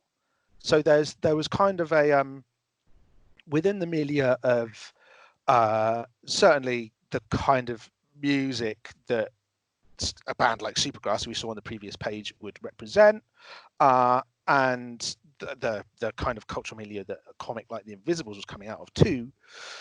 There was definitely a fairly, progressive and kind of, there was a lot of people interested in talking about gender in a fairly new and kind of open way. And one of the ways that was done was by pointing at these stupid masculine stereotypes from the 70s and taking the piss out of them. But also they weren't. Also, the presence of these 70s men in this 90s space, kind of, as much as it represents a critique, represents a kind of a fascination and reinscription of those values at a point where they were maybe under assault a bit. And I think that's kind of the thing that's quite dangerous about the character of Brody, insofar as he is obviously a baddie and an asshole, but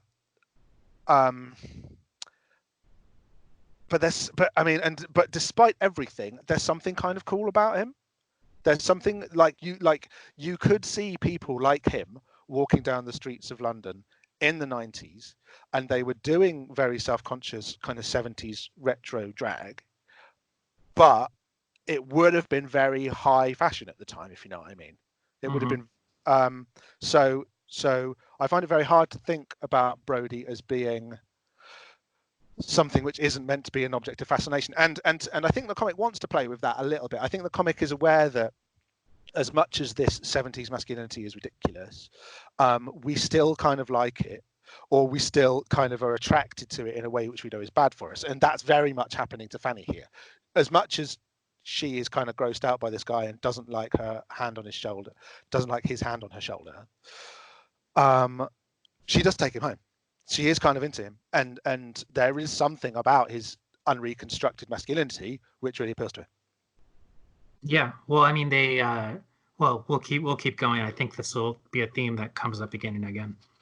Okay, let's go on to the next page, in Paris. Yeah, this page kind of tripped me out rereading it, because it almost is like it operates similar to the ads in terms of just being kind of like so disjunctive with everything that's going on between the two pages, and then it is just one page. Yeah, we're in a very different place all of a sudden, aren't we? And just for one page. Yeah. I think it's really nice in the way that like all of this arc, and especially this issue, is about Fanny's life in these kind of fragments being sort of placed around her in a kind of a narrative sense. And we go to Paris and we're in Edith's sitting room, and she's kind of got the fragments of her life all about her too, but they're all placed and they're all where they should be, and they're all contributing to this kind of cohesive and unified and positive feel of what this woman's life is and has been. And it's like all of the stuff which Fanny is struggling with and is dealing with in this kind of abstract temporal space, Edith has managed to solidify and bring all of that together in a way which is right for her. What's really weird is that we don't see any of it, but it's just described through Morrison's, I think, quite good prose. Yeah. The prose is very much doing a lot of the hard work on this page. Actually, artistically, it's not it's probably my least favorite page in the book, just because of the way that like Thompson has drawn King Mob in this very it kind of harkens back to the Arcadia arc again in terms of being much kind of lighter, and he's kind of got a sort of softness to his features that is very strange. I think we're meant to think that there's like an interesting effect from the light coming in through the window onto his face, but it doesn't quite work. I think whether it's in the coloring or whether it's just a bit, she didn't quite manage to pull off what she was trying to go for. It looks a bit off, doesn't it? Yeah, I mean, you can kind of tell with coloring that they're looking to have more shadow on the side of his face. I think if maybe that had been a little darker and maybe the sky outside had been done a little bit different, it might have come off a little bit differently or better. I don't know. It's very it all kind of ends up and maybe that's the intention, is that it all just does kind of like melt together into a page that, you know, lacks the sort of high contrast of the rest of the pages in the book. Yeah, maybe that's one of the things that makes the distance between this page and the last one feel so kind of strong. Unfortunately, aesthetically, it doesn't quite feel as intentional or as consistent or as good, I guess, is the. Yeah, it's definitely a different like style though, which I think it is probably a deliberate decision, just maybe not an appealing style that necessarily like works. Yeah, the script is definitely calling for Thompson to be drawing in different modes deliberately on different pages.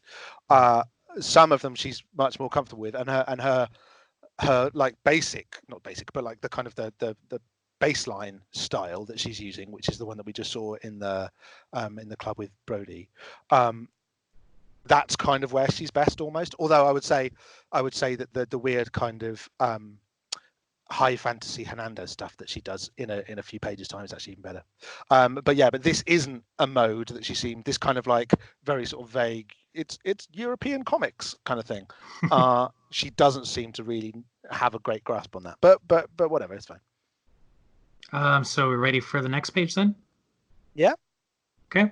Next page, we've got there's a sort of the gaping chest hole of our Tetzalcoatl. Call him the Night Axe. It's much easier. It's much easier saying. It's a much cooler name. So the Night Axe has got his chest open, and his chest says, "Just put your hand in, little one," and then that's juxtaposed against Fanny's like period of time as a sex worker, where she's giving a guy a hand job, and those two things are paralleled. So I'm maybe getting my two pages confused here, but so on page 7 she does the thing with the hand and she snatches the heart and it's all really good. She reaches her hand in on page 7. Page 8 is when she actually has the heart in her hand. Okay, and that's the one where she's in the car as well.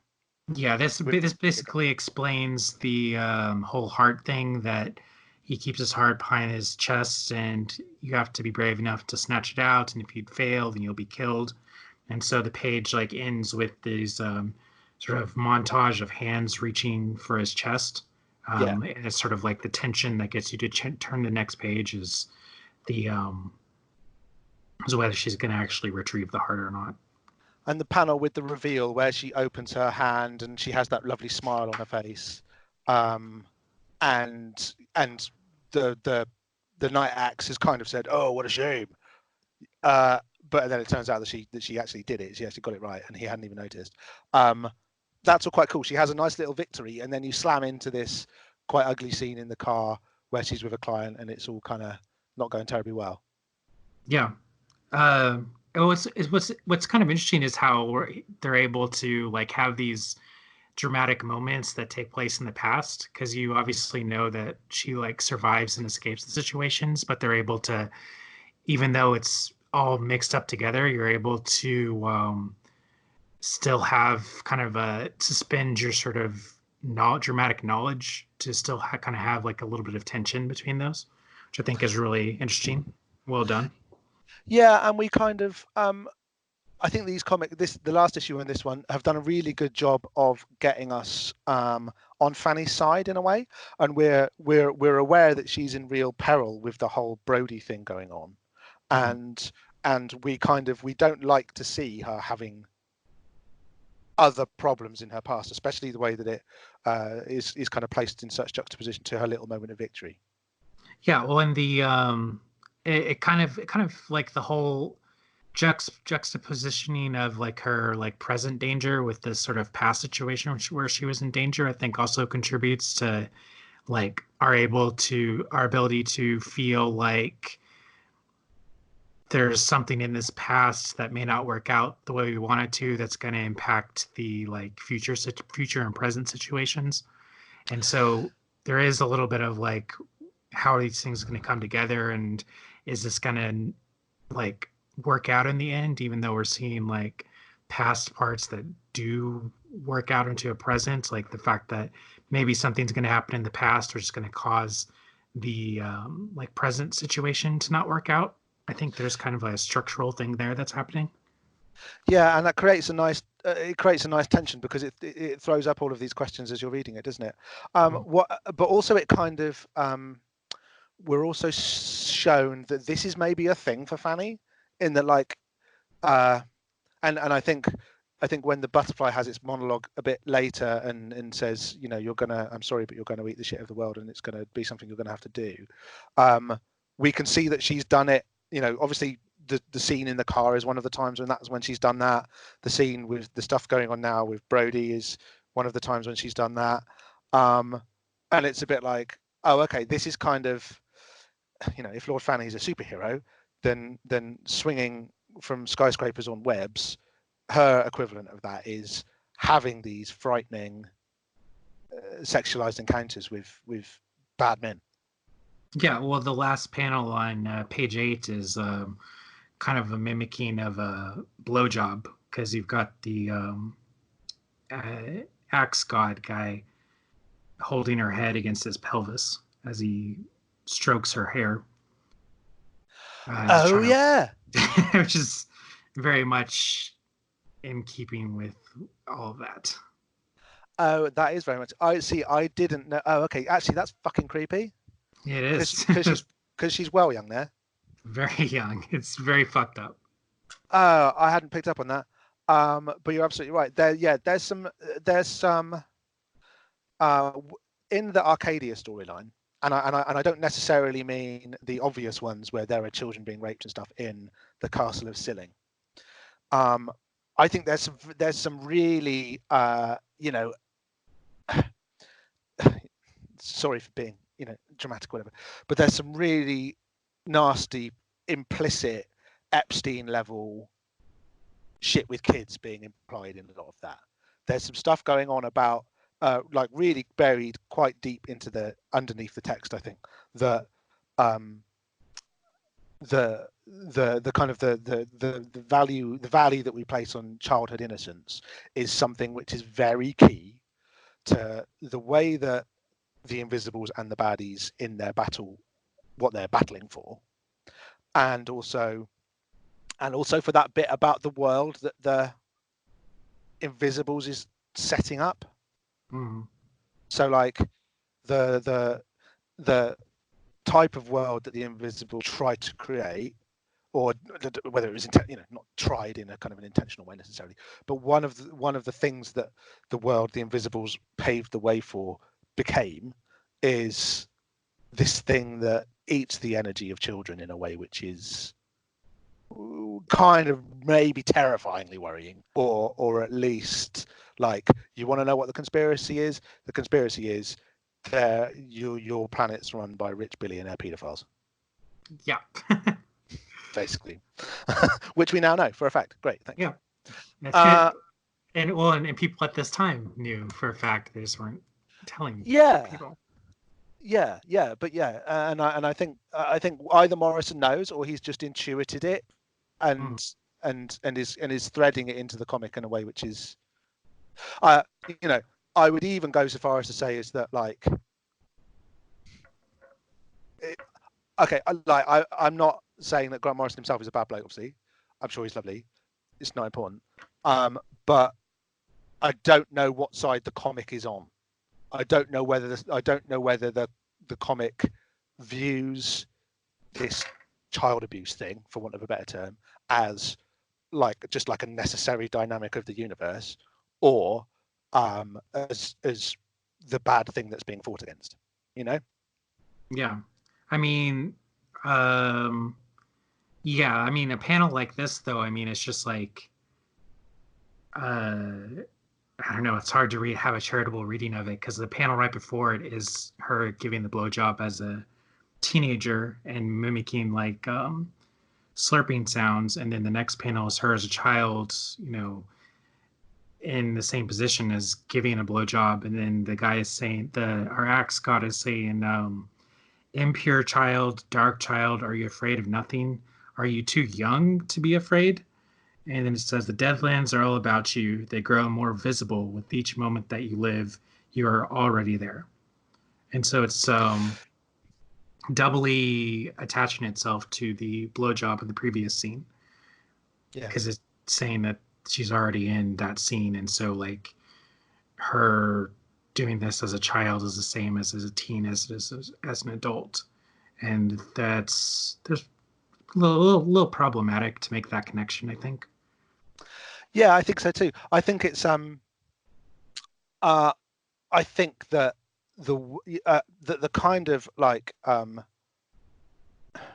spirit contact initiation thing that Fanny's going through as a child there, I think that I think Morrison's kind of letting on more than he thinks he is, or the comic is, whether there's intent there, I don't know. But the fact that there's a sexual element to these abduction initiation scenarios, and that it happens to children, I think is all part of the fucked up satanic witch cult thing that maybe is beating under the heart of what the baddies and the Invisibles and maybe the goodies are about. Yeah, well, because Invisibles opens with the whole everyone's after Dane, who's still a kid as well. It's just a bunch of like sweaty adults that are trying to capture him and get them into their like adult clubs. Yeah, right. I don't even know if I connected that because I'm like, when I first read The Invisibles, I was like Dane's age almost exactly, basically. So I never thought that he was a kid. I thought he was, a grown up, an agent, like an individual whose destiny is in their own hands, like me, right? Which is absurd, obviously. Okay. So those, so there's a lot going on in those pages in quite a sneaky way, and they're horrible potentially. Yes. Sorry. You ready for the advertisements on the next page? I am, but I spoke about this page. It's exactly the same advert as the White Wolf Publishing advert from last month, so I'm happy to skip that discussion because I kind of already talked about it last month. Oh, excellent. Unless you have anything particularly burning that you'd like to say.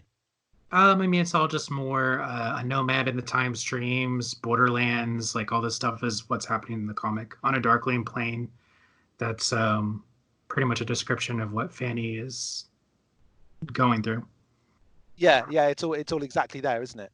Which is Yeah. again, I mean, not to, I'm not trying to slag off like young adult supernatural fiction or indeed Vertigo. R.I.P. In fact, yeah, right. Yes. Yeah, isn't that weird?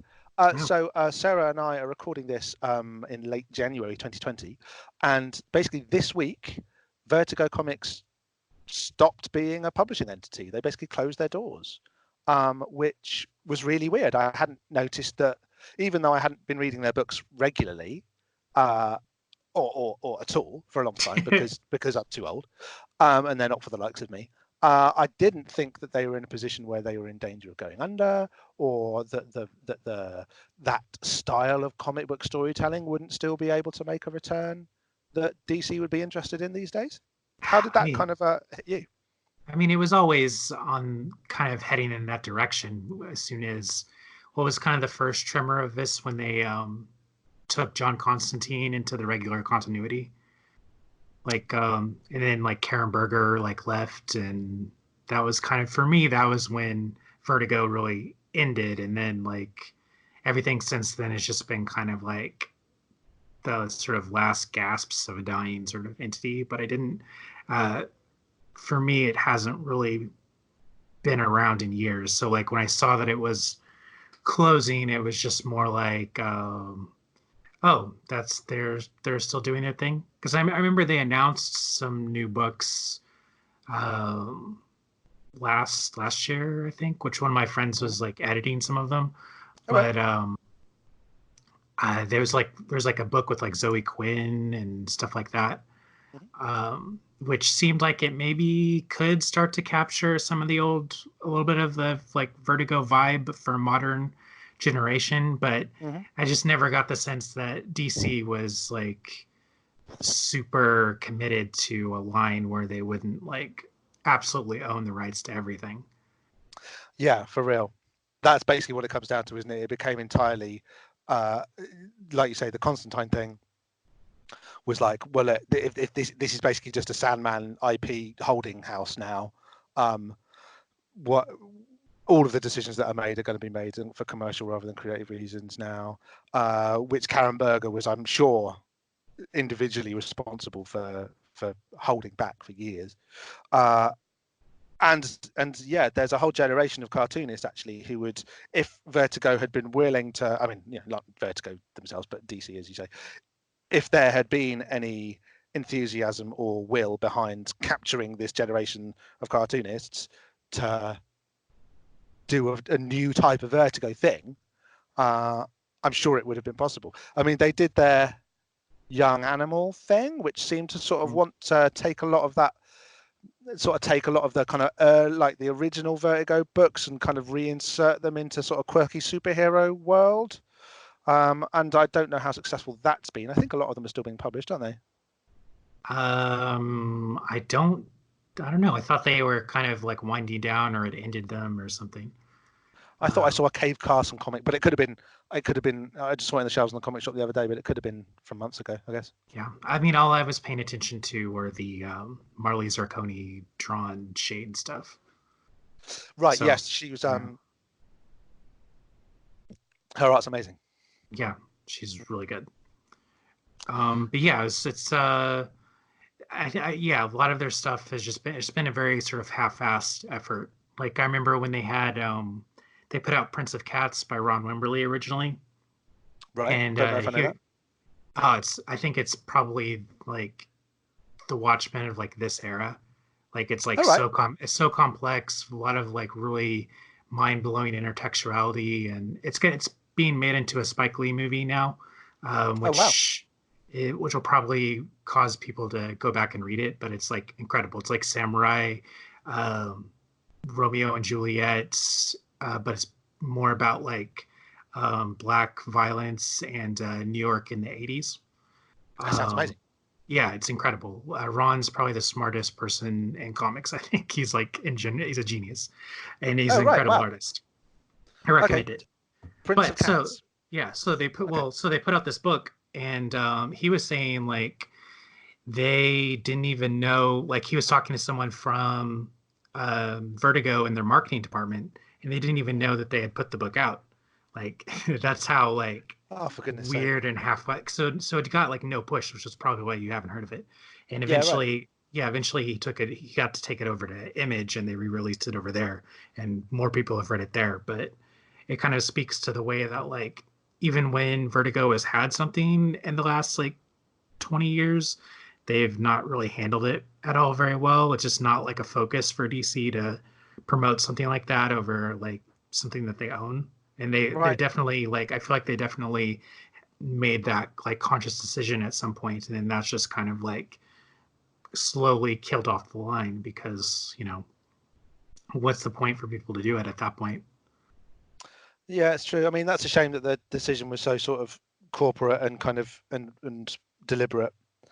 Um, and that I guess the fact that Vertigo created a space where comics like that can exist outside of Vertigo is, you know, in the long term, a good result.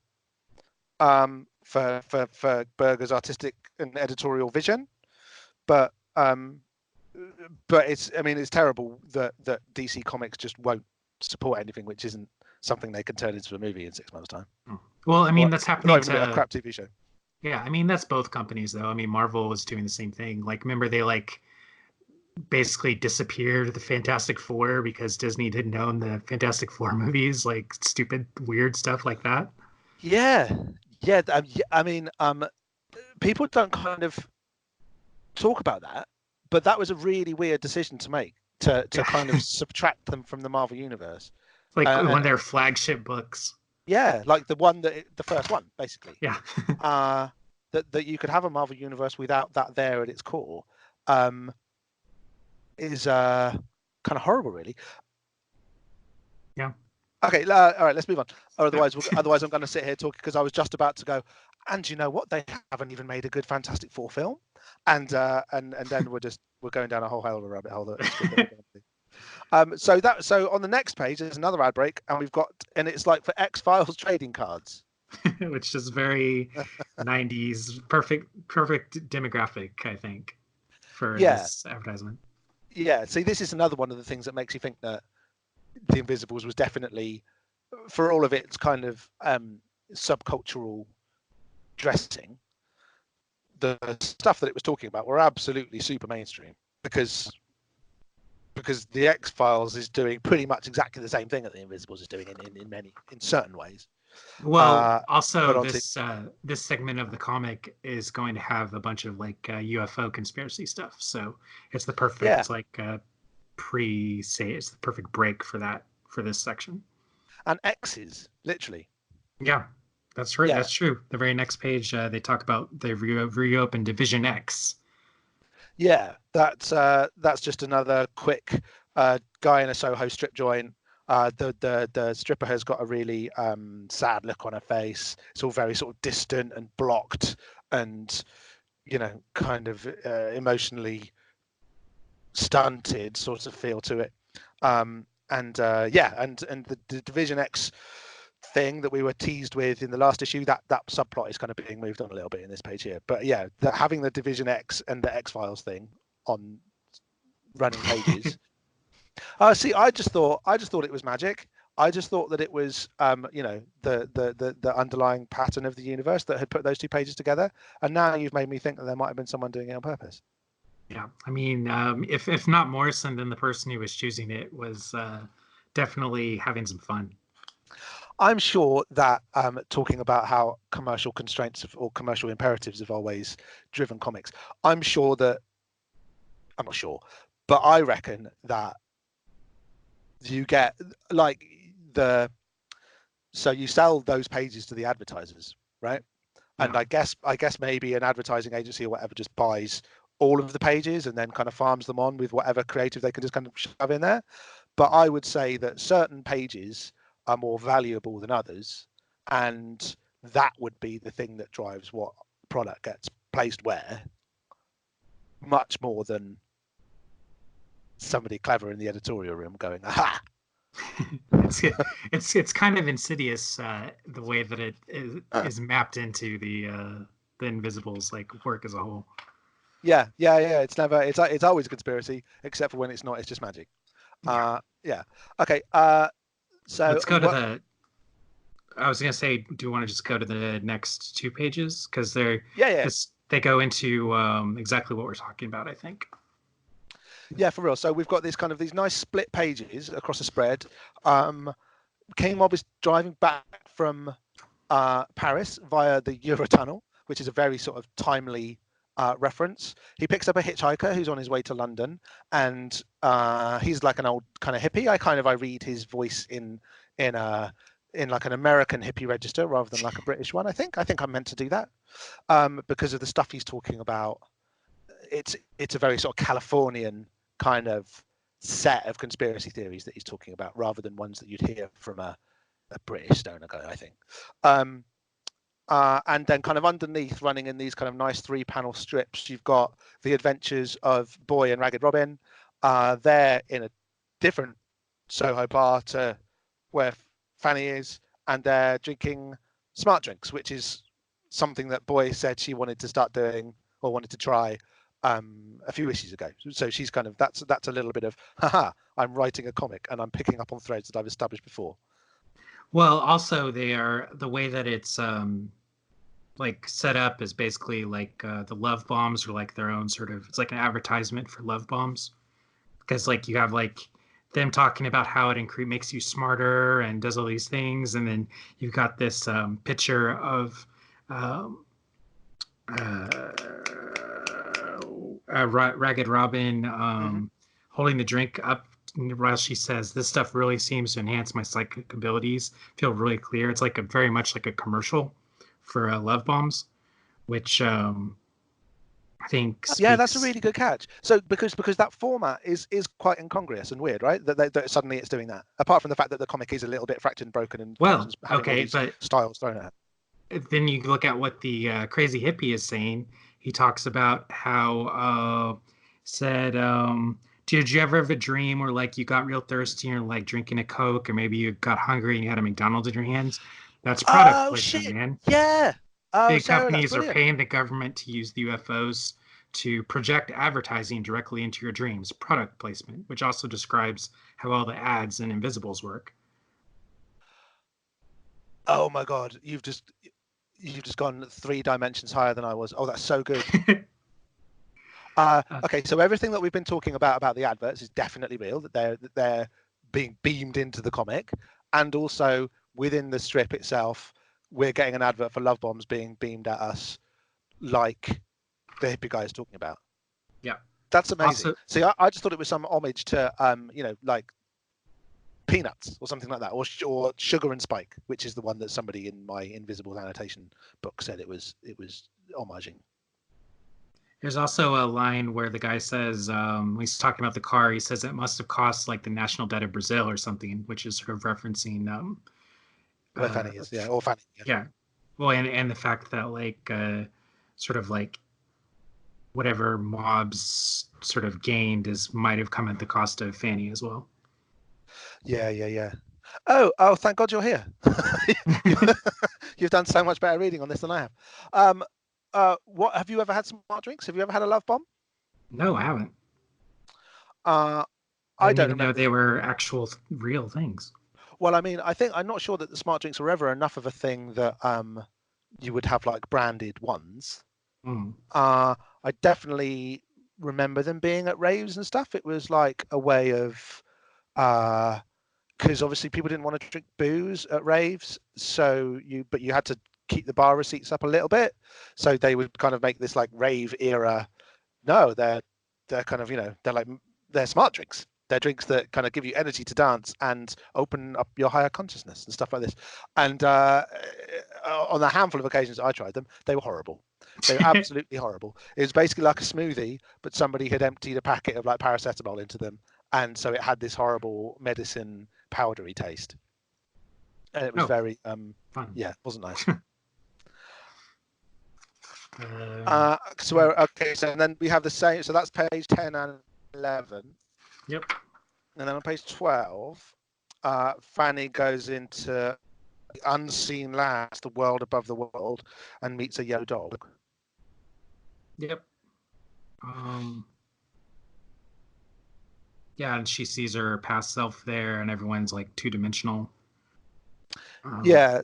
See, I think that the art gets really good here. I like the way that the river looks and the way that the dog. I like the way that we're being shown this kind of Mexican Hernandez kind of scenery, but it's got a bit of invisibles in it with all of the flat backdrops and the kind of the sense of this kind of Gnostic weirdness of a world that doesn't quite belong to itself. Also kind of reminds me of the Doom Patrol part where the Dottis, where they go into the different like periods of art and stuff. Oh yeah, okay.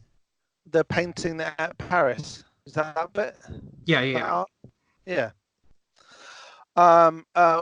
What else happens on that page? I'm really stupid for not having my issue with me. Yeah, pretty much just chasing the dog. Let's see. Talking about how flat people look. The painted figures are nothing but ordinary people going about their daily business. And then Hildy looks back and sees Franny and says, "Oh, if she only knew." And then they run, and then they go into the next page where there's the dog and her are swimming across the stream, and the dog warns her about looking into the light because it deceives and illuminates what's not really there, which I think it's a really beautiful panel where the dog's like swimming and she has her hands around the dog's like throat, kind of riding it across the stream. Yeah, I think that might have been the panel that I was thinking of when I was talking about the look of the river earlier. But I got the page wrong. Yeah, that's nice. Like this little dog, seems to be a friendly dog. Wants to help Fanny get where she's going, and at this point in her initiation, we kind of feel that she could do with a friend. Yeah, unfortunately, her friend runs into a bunch of bones and Yaxlotl. Well done. The terrible dog of hell, who like pisses on everything. So then the dog's like, you got this from here. I'll hang back here. Yeah, we see the scary dog in a little while, don't we? And and I think I'm right in saying that the light, does it come from that iron sun thing? Because I think we've seen that iron sun before in Jim Crow's voodoo dream working thing. So I think this is part of the Invisibles cosmology, is the fact that there's a black iron sun somewhere, which is a kind of a key part of the gravity of the other world. Yeah, that's the the caption in the top right when they are looking at the sun thing, it says and rising up over the ghosts of mountains long ago, ground down to sand, comes the vast iron sun of the underworld. So yeah. All right. See, sometimes Morrison's prose can feel a little bit overcooked, but I think in this issue he's got quite a lot of challenging things to describe and tends to do quite a good job of it. Yeah, I think so too. I think that's one of the things I most like about him as a writer is when he kind of tries to be more of a poet than a comic writer, to be honest. It's that's definitely something which has disappeared from comic book writing, or from the comic book writing mainstream, that the writer would get a chance to really show their chops in these big captions. You still get a lot of verbiage in comics these days, but it tends to come out of the mouths of the characters. Yeah, it's very it's very utilitarian, whereas like that 80s 90s era was more like purpley. Like you had like Frank Miller, Alan Moore, Grant Morrison, Warren Ellis. All of them are writing in a kind of way that like you might stumble across a sentence you really like, more so than like contemporary comics where it's more sort of about serving a particular story. It's more sort of like television writing than anything else. Yeah, and that that does kind of give an entire other dimension to the storytelling of the comic as well, right? Is that there are aesthetic effects lurking outside of just the art. Yeah. Which is nice. Oh god, I've just got myself tied up with wires. Sorry. I don't even want to ask how that happened. Well, one of my laptops is about to run out, so I had to tie it up, and then I got it caught in my headphones wire. It's literally like one of those weird man traps around me at the moment. It's terrible. Okay, and then we go back to another. Is it another spread, or is it just another single page of the? Yeah, it's another similar spread where it's eight panels across of the two of them talking on their drive, and then a bottom two little mini comics of Ragged Robin and Boy. And it's quite nice how these pages are laid out in the way that you can read them either horizontally or vertically. Yeah, I noticed that when I was rereading it. I wasn't sure if you're meant to go straight across the page or go like in a zigzag. And it can be read either way. It works just fine, which is surely intentional. Yeah, and classy. A little bit of comics magic. The guy is talking about the internet as a portal to higher consciousness. And as we've been saying, kind of by the by throughout this episode, we can kind of assume that the baddies won that battle in the war to take the internet as a portal of higher consciousness and turn it into something not really. Yeah, I mean it's the same thing as like space travel. We spent all these decades like wanting something and we thinking that it would be like utopian for everyone, and it just turns out it's just for rich assholes to control. Yeah. Well, although almost it's weird that like entrepreneur I don't know what I'm trying to say. No, I do. It's weird that there's not that much of a military component to it until yesterday when he literally said, "Oh yeah, no, we've got a space army now as well," and they've got exactly the same logo as Star Trek and everything, and it's really weird. The way that charge into space is being led by these billionaire assholes for without that kind of overt military control kind of space thing. Threatened to be interesting literally until yesterday. I mean, I know that he'd announced the Space Force before, but it didn't feel like quite as real a thing until we actually saw the logo. My secret hope for that is that we're hundreds, if not thousands, of years away from being able to live in any decent way in space. It's like I know that we're about to have, I know that we're kind of living through a ecological collapse and stuff, but it's still nicer on Earth than it is in like a weird metal dome on the moon or in in space. I can't see, apart from the cool views, which you'd get used to, I can't see the attraction. Plus, like just because Earth becomes uninhabitable for humans doesn't mean it won't be habitable for life in general, which is something that we lose track of. Whereas like on Mars, it's uninhabitable for almost any life form at all. Yeah, apart from the little microbe lads living underneath in the hidden rivers or whatever. Yeah, they're having a great time. But I'm not sure that Elon Musk is going to have too much of fun partying with them, really. Yeah.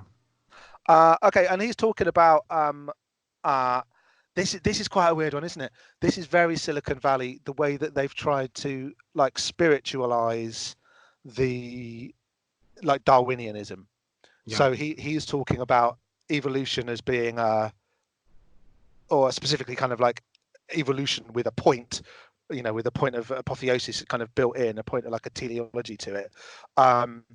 He's talking about this being a universal concept to the point that it extends to all levels of universal perspective. So sand is evolving, humans are evolving, space itself is evolving, and it's a very and this is the lesson of the silicon chip, is that it's material, it's matter looking to become intelligence, which is definitely the kind of thinking that was in the wind at the time, and is incredibly corporate and incredibly capitalistic, the way that it just kind of looks to turn everything into a point of ascension and value rendering, so that like, no, it's cool, you can have something better than sand, you can have sand that thinks and stuff.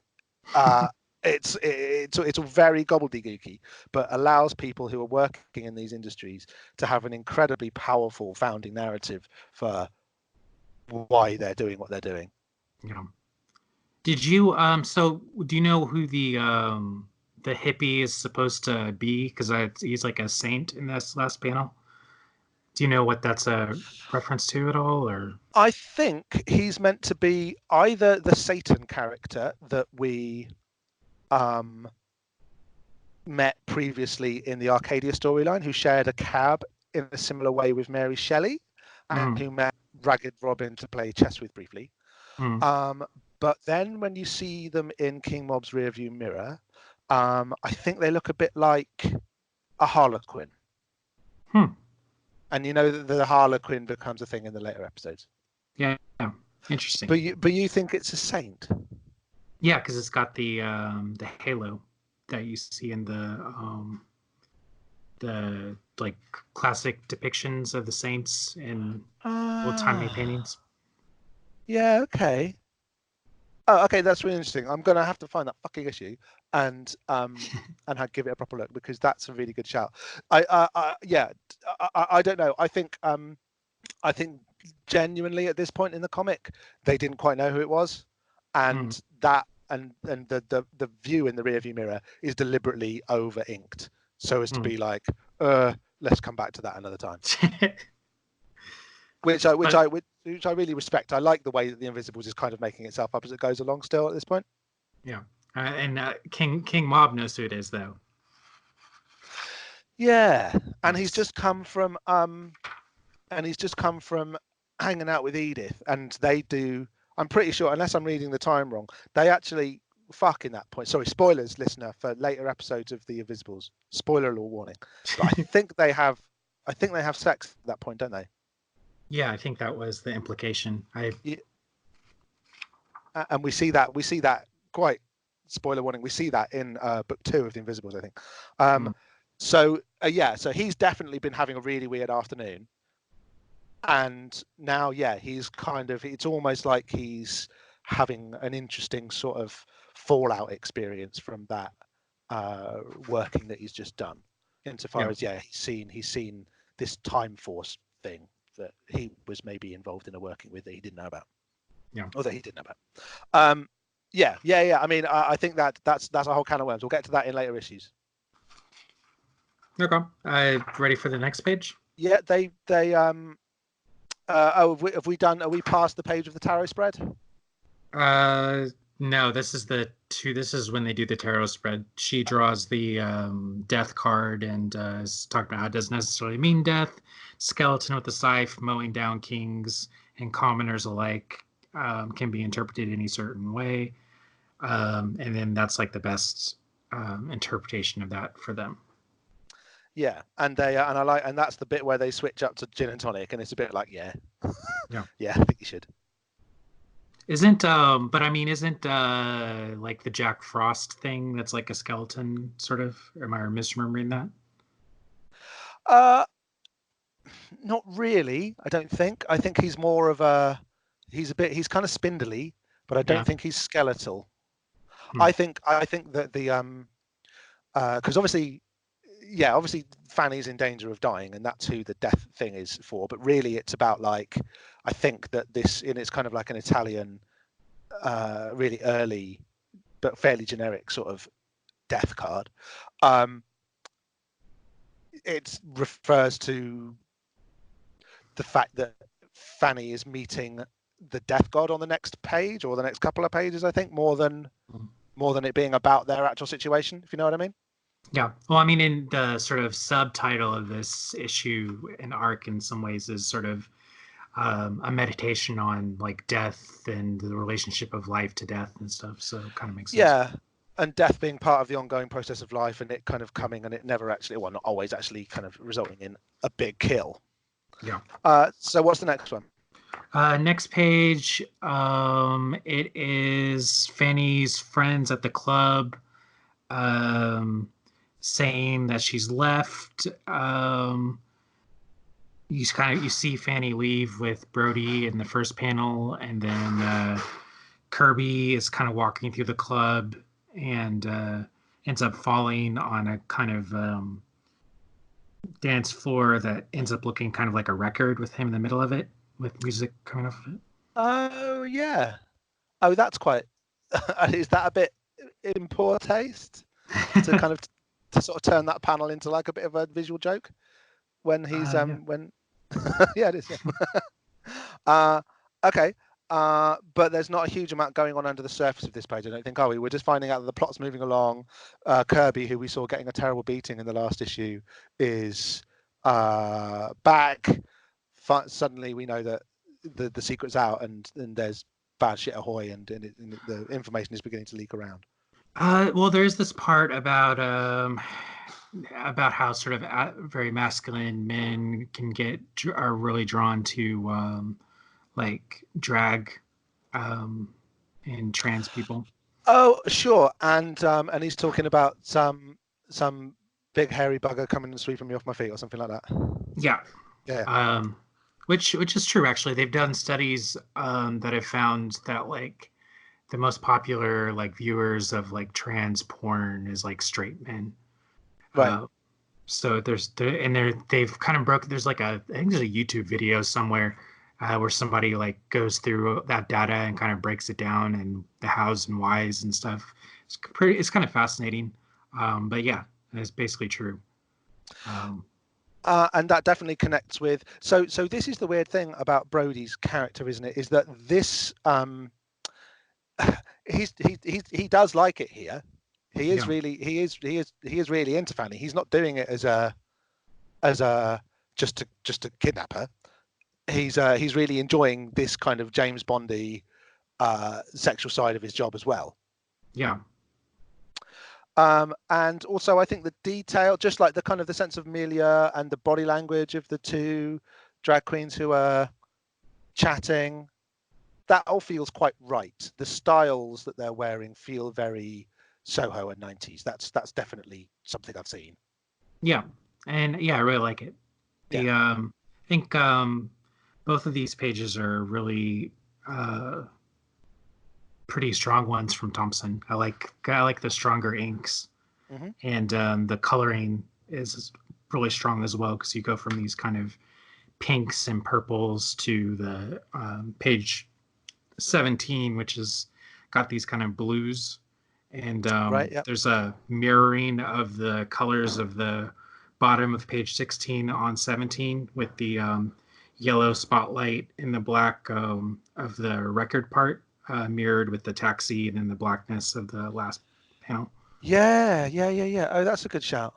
It's a nice, classy bit of work.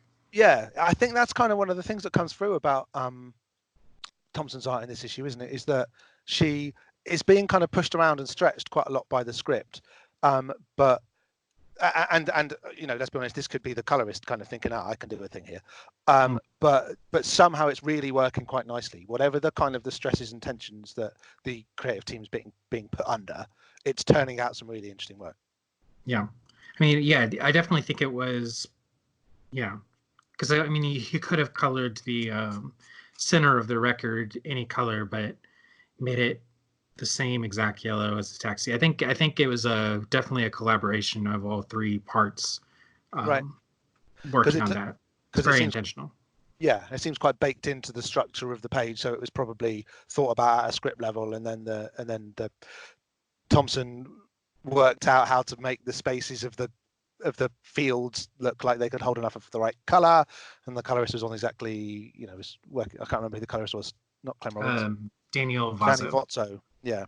It's also interesting. You look at the way the colors are moved across the page. These sort of like the blue dresses of the drag queens on the left become the blue walls of the other, and then like the purple people and the purple walls of the club become the people and the background cars on the next page. Okay, so if we've got if we've got like symmetry happening. Yeah. Are we within the wings of the butterfly? Yeah. That's another place that has those colors. Yeah. And Yeah. it's that juxtaposition as well, because it's going from this kind of queer space to straight space, and it's like everything's been flipped color wise. Oh, Sarah, that's really good spotting. Yeah. Thank you. Where are we on the next page? There's another ad break. Yep. This one hits close to home because it's a Vampire: The Eternal Struggle, which is a Vampire the Masquerade thing, which I actually worked on a Vampire the Masquerade game. So, Did you? Yeah, I did. I did the art for a phone game that White Wolf did. It was with Zach Smith, who turned out to not be the best guy in the world. But I wrote and did the art for the Seattle chapter of the game. It's like a game where it's like a text-based phone game. Oh, okay. What's it called again? I think it's like We Eat Blood or something like that. It's Nice. I forget the title, and then I think they still use some of my art for their some of their newer books, because I've seen my credits like showing up in weird places like that. I don't know. It was a good payday, but it was just like work for hire. But yeah. That's amazing. That's that we've caught you in an advert coincidence in the comic. Yep. I thought when I was reading that, I was like, oh, interesting. Yeah. Oh my God, I'm so glad that's happened. It's one of those nice little magical synchronicity moments. Yeah. You had me come on to talk about this issue, and then we've got another way this issue like is important for me, and there you go. Oh, that's so cool. Yeah. Because you didn't have the original issue before, you only got it because you were doing this. Exactly. Amazing. Okay, well, I my only note that I had on this is that he looks like Nick Rose from Duran Duran. Yeah. Well, and also again the text: legends, darkness are not always myths. Sorry. Legends, darkness are not always myths. And then what we're talking about next is mythological creatures in the dark. Yeah. Yeah, that's kind of weird, isn't it? Yeah. Is the next page, is that the one where she actually kind of comes to the feet of Miklan Tekutli? Yes. And then there's like 3 top panels where she's asking if she's dying as a child, as a teen, and then in her present situation, which is meant to cause us concern because you just see blood and no head, which also mirrors our axe god as well. Yeah. No, that's kind of very cinematic, isn't it? That quick flash to something which is deliberately cropped in a way which is like, you don't have to not show the thing that you're showing, but you're doing it just for drama, which is nice. Her thumb has blood on it, which it's the same size and shape as the blood heart of our axe god as well. Oh, right. Okay. There's a lot going on here, isn't there? Yeah, very layered. Yeah. And she arrives at the feet of the death gods, Miklan Tekutli, got that one wrong, almost certainly, his wife, Miktekahuatl, and Zolotl, the dead death dog, who the nice dog mentioned earlier. I think this is probably my favorite panel. I love the way that you can only sort of see the knees and everything's, and all of the kind of the sashes are kind of floating around them, and the dog just looks horrible. Like it's really good monster design. Yeah, I think I agree. This is definitely one of my favorite panels, and then just the page in general. I love the way that it's been done. Also, point out that all the fanny sections have that, what I was talking about the kind of floaty panels, and then we didn't mention this when we were going there before, but the segments with King Mob are all very strict layouts, and it's not floating, it's like grids. Oh yeah, like really kind of placed into the panel borders. Yeah, to kind of, I guess, to sort of underscore the juxtaposition. Sure, yeah, he's definitely playing the straight man, so to speak, in this episode, and it sort of happens when you see them fighting in the next episode, but the way that him and Brody are kind of similar types, but one has evolved and one hasn't, is quite clear, isn't it? Yeah. Yeah, in text, yeah, it's just the am I dying? Am I dying? Am I really dying? And then the death god answers her through time. It says, dying, of course you're dying. This is the land of the dead after all. We're all dying. Yes. It's just a matter of how long it takes you to get there. Um, and then over the page, it's kind of the same scene, I think I'm right in saying? Yes. She sees her mother as a kind of zombie and says that this is real, this is too real. And then there's a juxtaposition between mothers and death where it says, death is the mother of life. You who live suck death from her tit and are weaned into the grave. Do you understand? I really like that passage and that little juxtaposition of how we typically view motherhood as the creation of life, and we're seeing it instead as death is the mother of all life, and death is what's being given, not life. Yeah.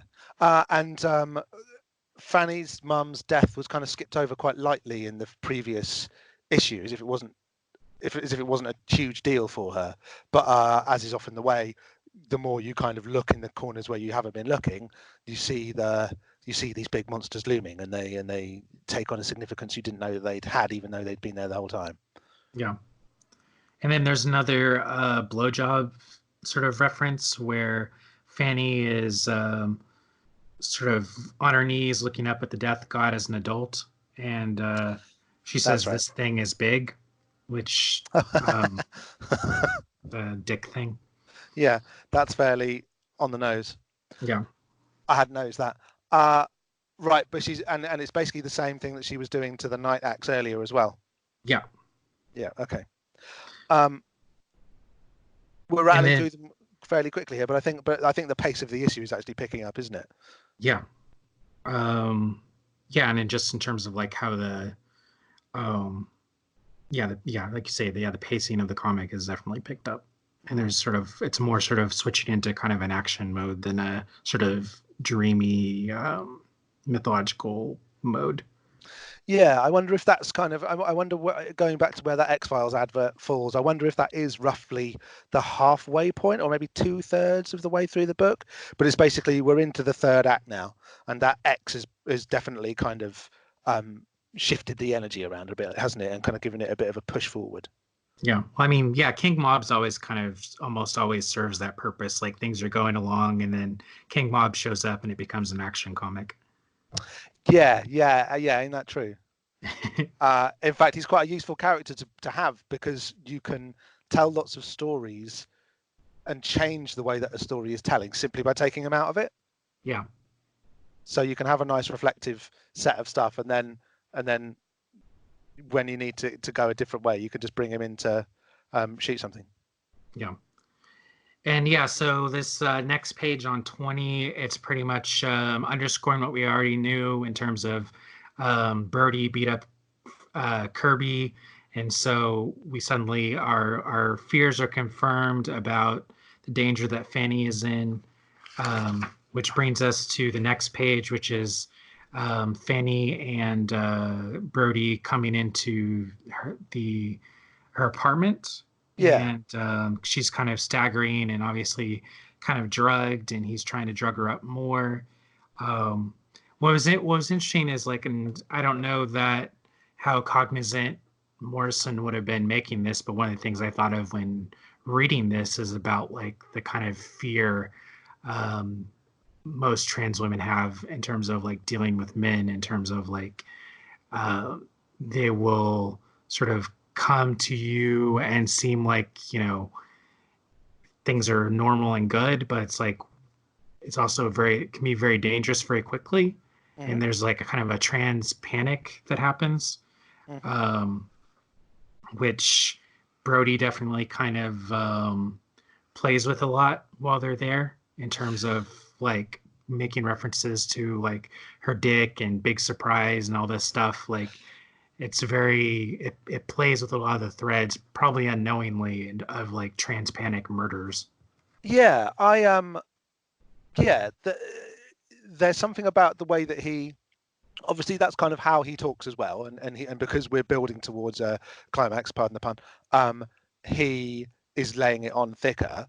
But I think you're right that probably, I don't know whether it's intentional or not again, but he picks up on a lot of that threat energy, doesn't he? And there's a lot of this scene of the trans woman and the very straight bloke, who we know isn't, coming home. She's invited her into her home, into a point of safety. He's verbalizing everything in a way which is kind of ironically distancing himself from it, or potentially just opening up the way for him to freak out. It's quite given that presumably Morrison doesn't have much first-hand knowledge of this kind of thing. That's quite and the way the kind of the page builds the tension and the threat in there. That's quite astute, isn't it? Yeah, and I mean, I think I don't know. I think it probably also does connect to like the part of, as we'll see later, the part of her life where she was a sex worker and she gets like, you know, messed up by like sort of the elites and stuff. The guy that we saw pick her up earlier in the car. I don't remember if that's this issue or next. I think it's this issue. I think there's a bit of her falling out of the car maybe in this issue. Yeah, and I think it's next issue where you'll see like more of the where you see her at that party or whatever. Right, and then I think it's many issues later when we see the full implications of what went on at that party and how it kind of plays into the Invisible's cosmology. Yeah. But we'll get there in about 5 years' time, listeners. Don't worry about it. We have another ad. Yeah, I've got my note for this is the word goth in big capital letters. What is it? Changeling. It's a World of Darkness game. Oh, yeah. Yeah, and it looks like it has Death from the Sandman in it. Yes, and the thing that jumped out to me looking at the ad right away was the Gates of Arcadia is the first line. I didn't know if that like meant anything for you, dealing with like how this might tie into like the Arcadia arc and all. Mainly just as it's from the Arcadia arc. Do you know what I mean? I think I don't know how thematically it kind of plays into what we should be thinking about, except for the stuff that we already spoke about in terms of how there's this sort of initiation as abuse kind of thread. The woman in the advert, she looks a bit haunted, one might say. She looks a bit kind of touched by a difficult presence. Maybe there's something here about just telling us to think back to Arcadia, draw the connections between what we saw in those issues and what we can see here. Obviously, the Thompson connection is jumping out at us too. Also, Changeling, which is like the like kids that are like stolen out of their craves and replaced with goblins. Like that's pretty much Hildy's like origin story, where she's kind of her boyhood is basically like it's taken and stolen out from under her, and so she becomes like this kind of like changeling thing. Oh yeah, she totally does. Yeah, and there's this line: "Joy and laughter are gone. The only hope lies in the dreams of man." Oh wow. Yeah, that's kind of. I mean, either it's just the fact that you're here and are smart enough to pick all this stuff up, or the way that the ads are feeding into this issue is even stronger than it usually is, which is quite strong. I pretty much want to start reading all these old comics with the ads now. Yeah, no, because it happens a lot, but it doesn't seem to be happening as well as you're describing it usually. So either you're just very good at it, or it's a really big thing. So far, every ad. Yeah, has really kind of mattered. Yeah. Which is partly why, apart from the fact that I've just got them, and so that's how I would pick up the issues to read it if I was going to. I think that is, I was aware at the time that was a bit of a thing, that there was, because the Invisibles kind of does as much as it can to kind of reach out into the surrounding world and is really trying to play among the cultural moment of its time, that those adverts would probably have something just interesting in like a historical sense, really, just as an interesting kind of additional context into what was actually going on at the time. But then as I started to read them, it was quite clear that sometimes, in a really weird way, they were feeding into the issue itself, but not as much as it has done tonight. I wonder if later issues will continue the pattern, if it's something they became cognizant of and then just started doing more of. Might be interesting. See, you're definitely on the it's a conspiracy that somebody's doing on purpose. And I'm just thinking it's the magic of the universe. It's nice that we've got something to disagree about. Well, it can be both. Yeah. One doesn't preclude the other. No, it's true. Sometimes you just need to give things a bit of a nudge, and then the process takes over, right? Exactly. Where are we up to? Page 22, which is her Fanny and Brody making out, and he has these like kiss scar, or I guess it's she kisses him in his scars and leaves like lipstick marks all over his body. Yeah, which mimic the death god. Yeah, so they look like jaguar spots, which are on the legs of the death god as well. Yeah. And also she's doing her thing, right? She's kind of healing his pain spots by putting her essence of glamour on them. There's like a crying game reference here. The bit which, have you ever seen that movie? No, actually, but I mean, I know like what the reference is. Besides the fact they explained it. yeah, they kind of do in the thing. Pardon me. Sorry.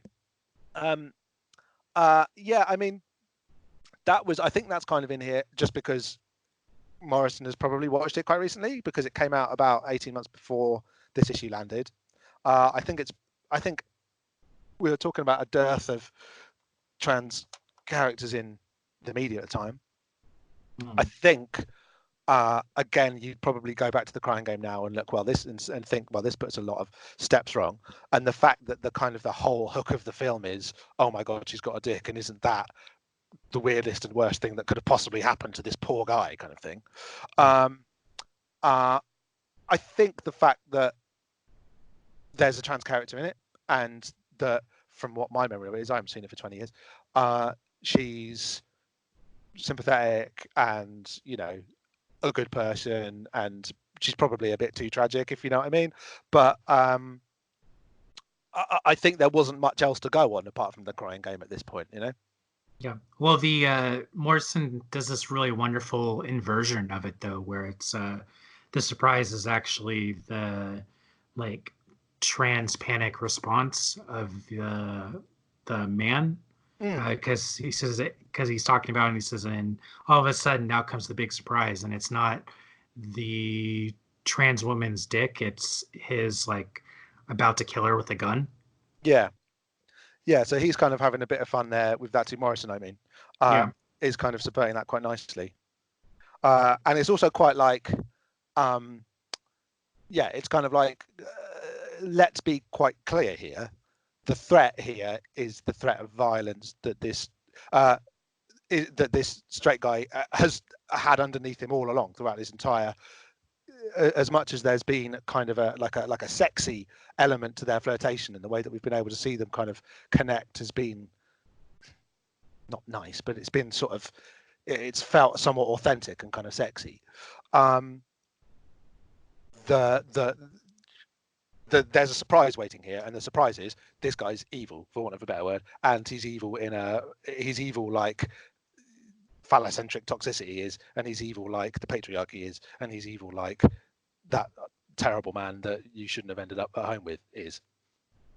Yeah, I mean, yeah, it's kind of strange how like sort of closeted like violence is less shamed in society than anything to do with sex and gender. Like, we're not really like treating it on the exact same level when it's obviously the actual danger and everything. Yeah, of course. Well, I mean, it's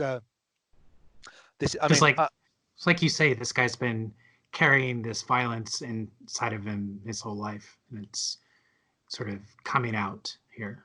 Yeah, exactly. He's got the closeting problem, and it's that he is a killer, and that's really bad, actually. Yeah. It's like, and it's also like, Western societies have a much bigger taboo against the representation of sex and people being in love with each other than of violence and people killing each other. Yeah. Well, it's like when they cover like serial killers, um, we're sort of more sort of able to revel in their sort of killing than sort of looking at sort of very much sort of look away from like if they're killing like sex workers and stuff. What Oh, their sure. Well, lives are like. if you're killing sex workers, then the cops are just like, yeah, keep going. We'll probably get around to investigating it in 5-6 Yeah. years' time. Double so if they're gay sex workers. Yeah. Do you know what I mean? Absolutely. Thanks, cops. Yeah. Also, yeah. Okay. So another kind of strand that I've had, this maybe connects back to Arcadia as well, was that a lot of the Invisibles appears to be like about how you build nations, about how you build peoples and states, and that's kind of one of the subtexts that I dug out of the Arcadia storyline. Obviously, it's quite obviously there because of all the French Revolution stuff. I didn't have to dig too hard, but I would note that The Crying Game is a film, one of not many films that was released at the time around the Troubles in Northern Ireland, and this issue landed right in the middle of quite a hairy round of ceasefire negotiations in between the IRA and everybody else, and for the Invisibles to kind of show that it has its eye on that is interesting too, because it's kind of pointing at how one of the things which is kind of going to have to be addressed in the formation of a new Irish state would be gender rights, issues around women's autonomy over their bodies, issues around abortion and stuff like that. And I think all of this, and obviously violence, and obviously Brody, one of the arenas that he would have had to have exercised violence in the past would have been in Northern Ireland. So I think all of that's kind of bundled up in that line in a fairly throwaway fashion, and I'm probably reaching a bit too far, but I think that's maybe on here too. Like a guy like Brody, if he's got like a SAS profile or whatever, he almost certainly would have cut his teeth in Northern Ireland, given how old he must be and what the time is and stuff. Mm. Yeah, that's interesting. On the next page, this is where she falls out of the car, right? Yep. Falls out of the car, climbs through some sewage. Says today will always be the day of the 9 dogs. She looks really. Sorry for interrupting. She looks really abject in that page, kind of in that panel at the top as she comes out of the car, kind of for the first time. I think one of the things about Fanny is she's always drawn as being beautiful, and that's always really nice. And here she looks horrible, and it's horrible. Yeah, it also shows her sort of giving a blowjob to our sort of death god, and she says, "I'm a prostitute in hell. I understand the secret of magic," and it's mirrored against like her with Brody, obviously same position, and it actually goes right across. If you go across the page, you get sort of the top of her head going across, and then you go down to focus on her, and though once again she's drawn as almost a child in this panel, because she's like, because of the height of the death god and everything, she looks much younger from the back than normally she does. But she's dressed as I guess not modern day Fanny. She's dressed as she was in the car. Nope, she's dressed as modern day Fanny. Oh, she is. Oh, okay, right. I was misremembering there. Sorry. Okay. And then there's because it's got all 3 timelines on this page. Right. It also has the kid Hilde, and then the her as a teen sex worker, and then her with Brody now is but right. The now part is she's just seeing the death god instead of Brody. Okay, that's got to be scary. Yeah, that's got to be a wake up, isn't it? Yeah. And then we finish with another splash page. Is that right? Yep. And it's Brody with the gun instead of his penis stuck in her mouth. What does he say? He's got some really cheesy line. Said, embarrassing, isn't it, love? The way cliches always turn out to be true. A gun is just a penis substitute. Now be a little girl. Now be a good little girl, and tell me all about King Mob. Right. Once again, we get the children thing, and there's dolls on the shelf. Yeah. The MK Ultra dolls. Yeah. Right. Okay. Yeah. He does kind of pile in with a very on the nose cliche, just in case we hadn't spotted what was going on. But the way that he kind of follows it up with the bit about and also I'm starting the interrogation, kind of, it takes us into it cliffhangers the issue really nicely, but it also lessens the blow of that. You know, like you could have easily ended the issue just on, I guess what they say is true. But he's like, no, there's a story here too. Yeah, and the panel brings back all the colors of the issue. You've got the blue, the pink, the purple. You've got the gray that began the issue is in the far corners of the hallway. Oh, right, yeah. So it's a nice kind of thematic, like closing point here by the colorist as well as the artist.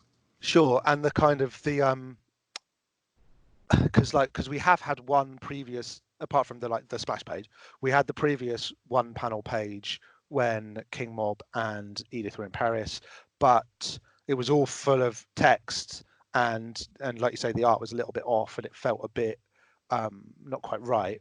And this there's a kind of a clarity to this big final splash page finish, which does seem to tie up a lot of the fracturedness that we've had heretofore. Yep. Yeah, it all lands on a very nice kind of punctuation point. Yep. And then we got letters. Yeah, I mean, so basically, listener, this is like a Morrison only has one page to do letters in. So because he's been talking about drugs fairly candidly in previous letters pages and in the comic itself, he's drawn some snitty responses from the readership. He prints this letter from a reader sort of telling him off for glorifying drugs and for kind of linking drugs to creativity, which is the kind of the sin that the letter writer appears to be into. It's an incredibly pompous and prissy letter, and Morrison's I can't remember what the guy's name is or where he comes from. I love the way they print the people's addresses in the letters pages. It's so crazy. It's Pete Blashek from Milwaukee, Wisconsin. Oh right, yeah, nice of Pete. That's where they make the beer and where Wayne's World comes from. And Morrison's response is awful as well. Yeah. Let's see. I can read the response here. So he says, "Yo, yes, I like Blur. No, I've never been a New Order fan. Thanks for your letter, Pete, and I'm glad you're enjoying the book. Hope this doesn't come across as my dumping a ton of harsh words on your innocent and unsuspecting head. But I wanted to respond to the various anti-drug letters Invisible Ink has been receiving since I included the acid trip sequence in #1, and yours was most recent, so you get to bear the brunt of my ranting reply. Well, I'm most aware in these anti-drug letters is a basic lack of understanding about what drugs are and what they do. The word drugs has been used as a catch-all term for a whole range of psychoactive substances, many of which bear as much relation to one another as do chairs and fish. For instance, LSD and crack cocaine have both been placed in Schedule 1 of the FDA's Controlled Substance Act, equivalent to Class A in the UK. The Schedule 1 classification is reserved for those drugs considered most dangerous and harmful to the individual. Crack, however, is a stimulant drug that generates a short and powerful euphoric rush effect. It is extremely addictive, produces severe withdrawal symptoms, and can cause various psychological problems. LSD, on the other hand, is a hallucinogen, the effects of which normally last for 8 to 12 hours, blah, blah, blah, a whole range of moods, euphoric bliss to sheer animal terror.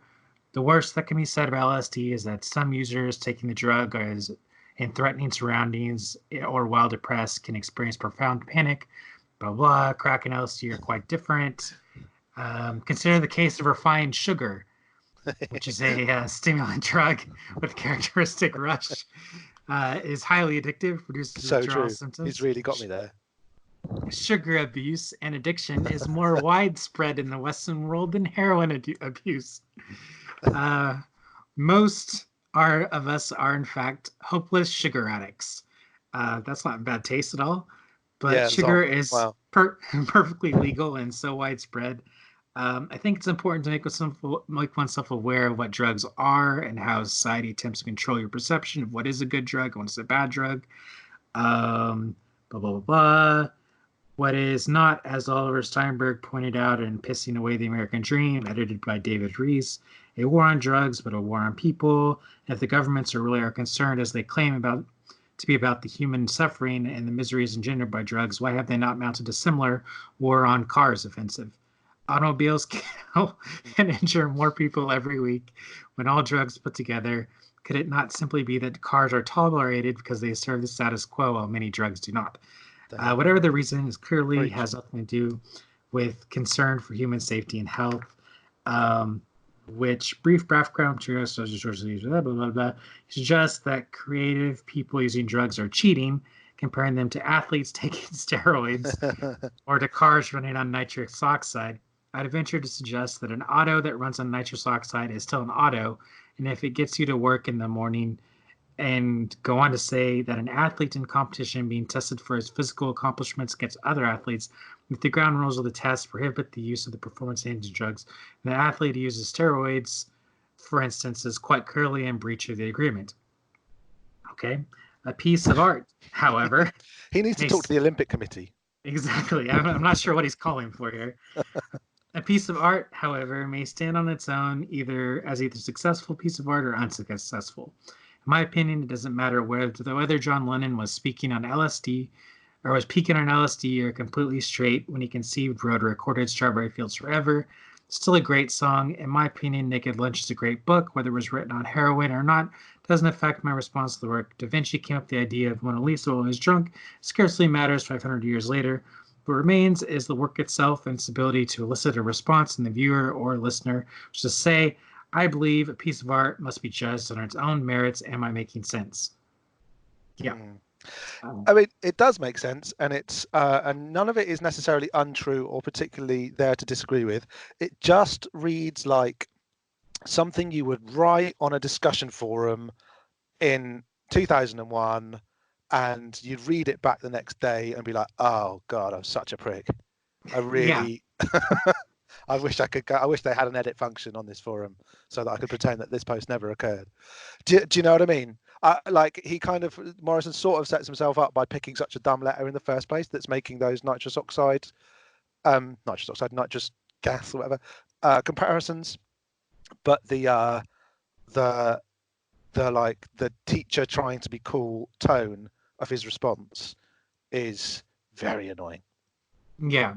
And I mean, I also thought like he was going to veer a little bit into the way the war on drugs affects like people of color more than white people. But he I guess veered. He didn't consider that in his is there not a line about that in there somewhere about guns in the hands of soldiers in Iraq versus guns in the hands of kids in South Central LA or something? No. Was that maybe that's a different letter. Maybe that was a discussion about violence in another issue. Yeah. It like Morrison's letter answering style does tend to drift into itself a little bit. Yeah, I mean, it's pretty much like he's pretty much just like, but what are substances anyways, man? Yeah. Do you know what I mean? It's like what I'm going to do. I'm going to get my hippie hitchhiker friend earlier in the issue to write this reply for you, and it's going to be really clever. It's going to be really deep, blow your mind. The only line I like in it is the one about if Da Vinci was drunk when he thought up the Mona Lisa. It doesn't matter. And that there's something about the kind of the casualness of that, of like, you do realize that it's very easy to have a glass of wine and then have a good idea. Does that mean that you're on drugs or not? Well, do you remember this era? Like that was definitely a thing where people and Morrison was always really sensitive about it because people were always like, whenever there was like some like kind of remotely trippy writer, people would like equate their prowess to their use of drugs. Like Hunter S. Thompson went through a similar thing where people said that like he was able to write as well as he was because of substances, when the precision that he writes with, it's you couldn't do it. Like, yeah, when you're tripping, that's not really yeah, possible. Well, yeah, I mean, Thompson loved speed and meth and coke, and those things do tend to keep your pros a little bit tight. Uh, but you kind of can't have it both ways though. It's a bit like if you're building your brand out of being the druggy one, you can't really get too indignant when somebody takes your word for it and kind of throws it back at you. yeah, Which Morrison feels a little bit. It feels to me like he feels a bit like his artistic worth, not even worth, just his artistic skill. Like you were just saying about Thompson, is purely because he's cheating by taking drugs, and he's kind of zeroing in on that as the point of the argument, which is most kind of germane to his ego, but it's not really the point that's most germane to drugs. I'm sure he must have been like asked about that like in every single interview, and just been exhausted of like that point by that point as well. Yeah. And he's probably getting shitloads of letters from it, and he's probably getting a fair amount of not editorial pressure, but it's probably been brought to his attention by other people working on the comic that that this is a thing that we've been asked about again, and maybe you do need to answer it fully, because obviously a proportion of the readership does actually care. And also, I know it's the 90s and we're all very chill, but you work for Warner Bros. Oh, not Warner. I don't think Warner Bros. Had even bought them by then. But nevertheless, you work for a big ass American corporation, and we need to have like a as balanced and liberal and progressively argued response to this as we can manage, please. Otherwise, my boss is going to get cross, their boss is going to get cross, and we could all be in trouble. Yeah, I think yeah, it's obviously coming from a place of great agitation. Yeah. I mean, bless him. bless the guy who wrote it, not him really, and bless Morrison for kind of struggling to answer it in such a tetchy adolescent way. You gotta love it. So the page after that, we get probably the only ad in the book that doesn't really have to do with anything. Is that just the Sandman one with the nope, House of Blues. Oh fuck. Yeah, okay. Yeah, I've covered that. That's been in the last 3 issues. I've covered that a few times. I have watched a couple of episodes of House of Blues on YouTube, and I don't know. Yeah, we had a House of Blues it's like in New Orleans. Is it like a chain of clubs then? Yeah, it's like a bar kind of. There's the one I've been to is because I went to college in New Orleans. There's a famous one there. Oh right, I bet that was cool.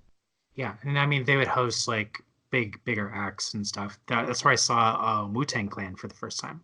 Oh shit, really? Yeah. When was that? 2001 or 2002. Right. Okay. Probably 2002 because it was post. I think it was post Iron Flag maybe. Right. Okay. ODB was definitely not there. Well, yeah. He was there in spirit, actually. Yeah, but yeah, as he always is. I don't know. All right. It's a Wu-Tang Live was not that great because it's basically 9 people yelling over each other. Yeah. I think they're probably a better live prospect now. I think if you were going to watch the Wu-Tang, you would have wanted to catch them like obviously really early on. Or they're probably better now as a bunch of old men who've had 20 years of practice, or 30 years of practice, than they would have been about 2002 when they were all beefing with RZA about who was going to produce their next album and why haven't I got as many verses as this guy on this one. And by the way, I'm really drunk and we're an hour late getting on stage. Yeah. I mean, I saw were they good? Dogg. They were okay. I saw Snoop Dogg at Voodoo Fest, I think that around the same time. And that environment was very much like this sort of festival environment with like thousands and thousands of people was definitely more Snoop Dogg's like environment. He pretty much killed it. Yeah, I can imagine. He's like he's a superstar. He works very well with a big crowd and playing big hits and getting everybody to throw their hands in the air like they don't care. Exactly. Yeah, I'd love to see Snoop actually. I bet that'd be a laugh. Okay, but House of Blues is like a chain of clubs in America. I didn't know that. I thought it was just a TV show. Yeah, it's not as ubiquitous as like a Hard Rock Cafe or anything. I don't know. Actually, I don't know if where they have them besides New Orleans. It might just be a New Orleans thing. I think I'm not sure, but I think the club was started by John Goodman, but I'm not sure. What, John Goodman from Roseanne? Yeah, Oh because wow, okay. he was in later in Blues Brothers 2000 or something like that. So he was like an unofficial Blues Brother. Oh right, yeah, he was right.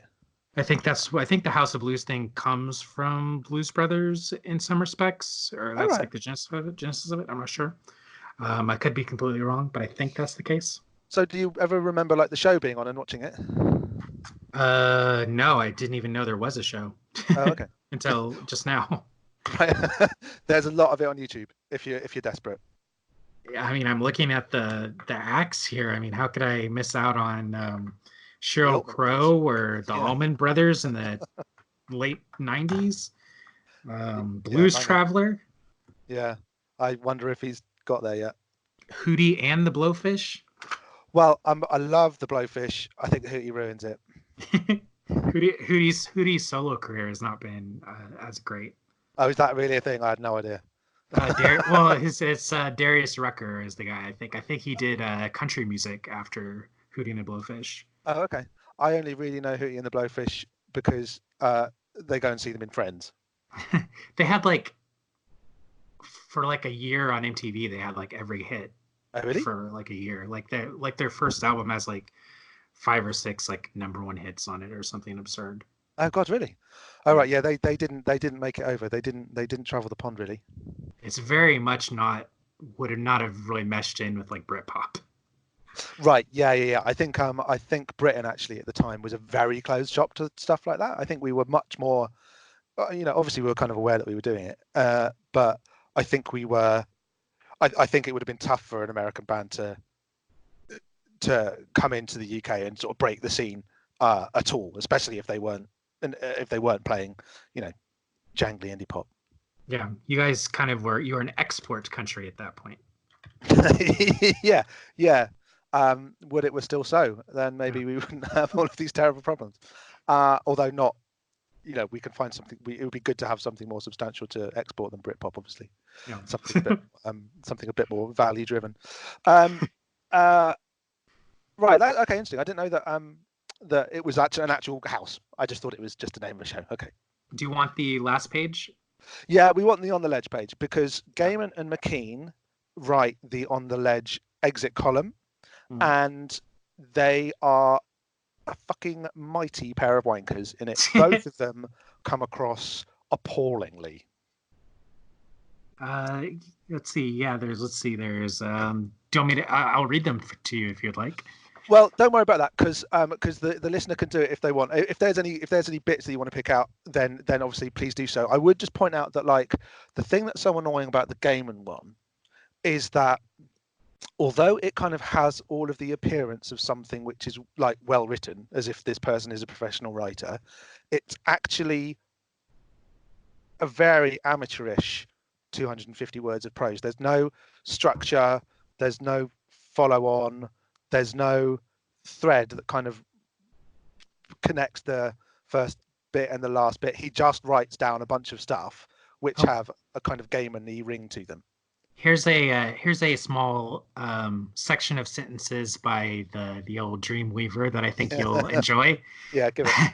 Says, last week I was sent a copy of a chapter from the new Dictionary of Literary Biography Yearbook. It lists the top 10 postmodern authors in America.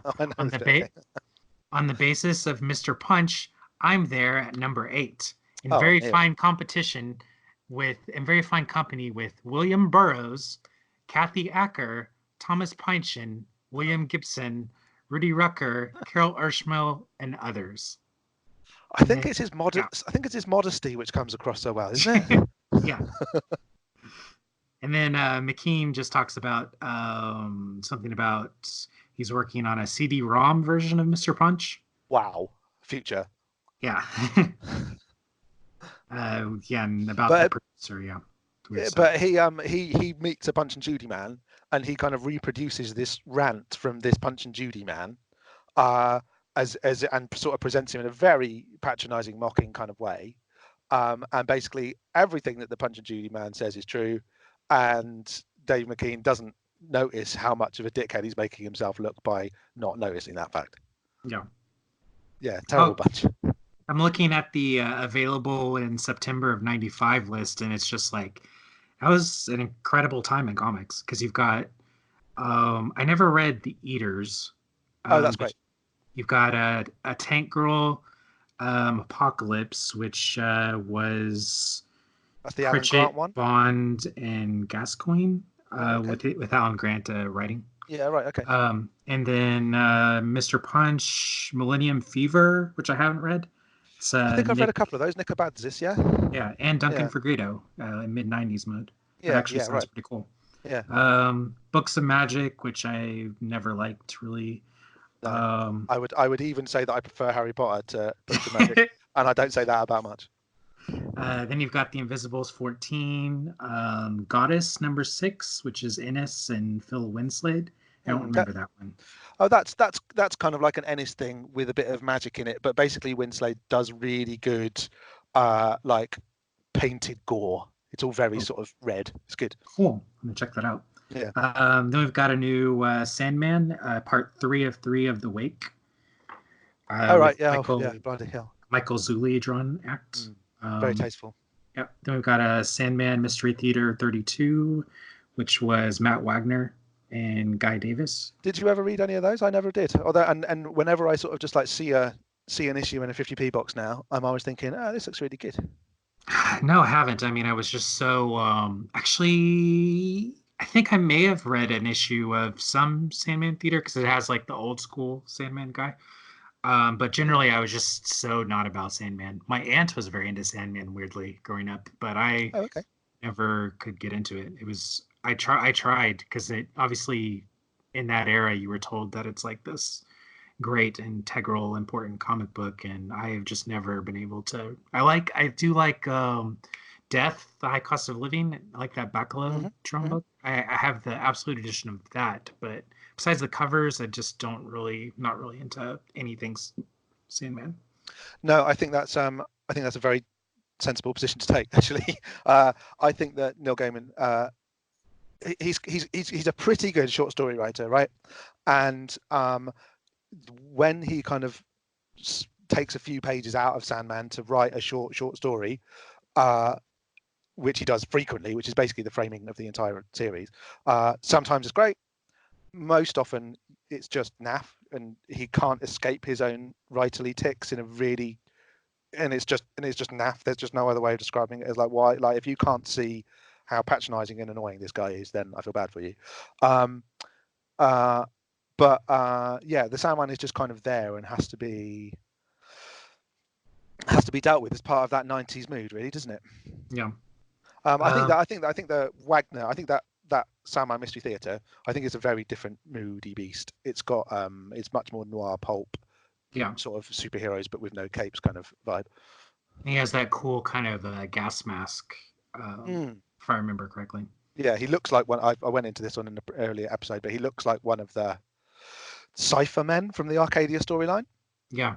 So when I was doing those episodes, the adverts all had Wesley Dodds with his gas mask, and then on the next page it would be the Cypher Men wearing exactly the same clothes. So that was one of the first times where I kind of decided to pay really close attention.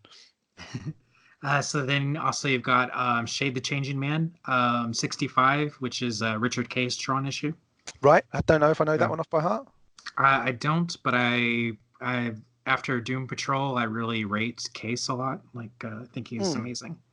Oh yeah, he's got such a the way that he's not afraid of a straight line. I really like.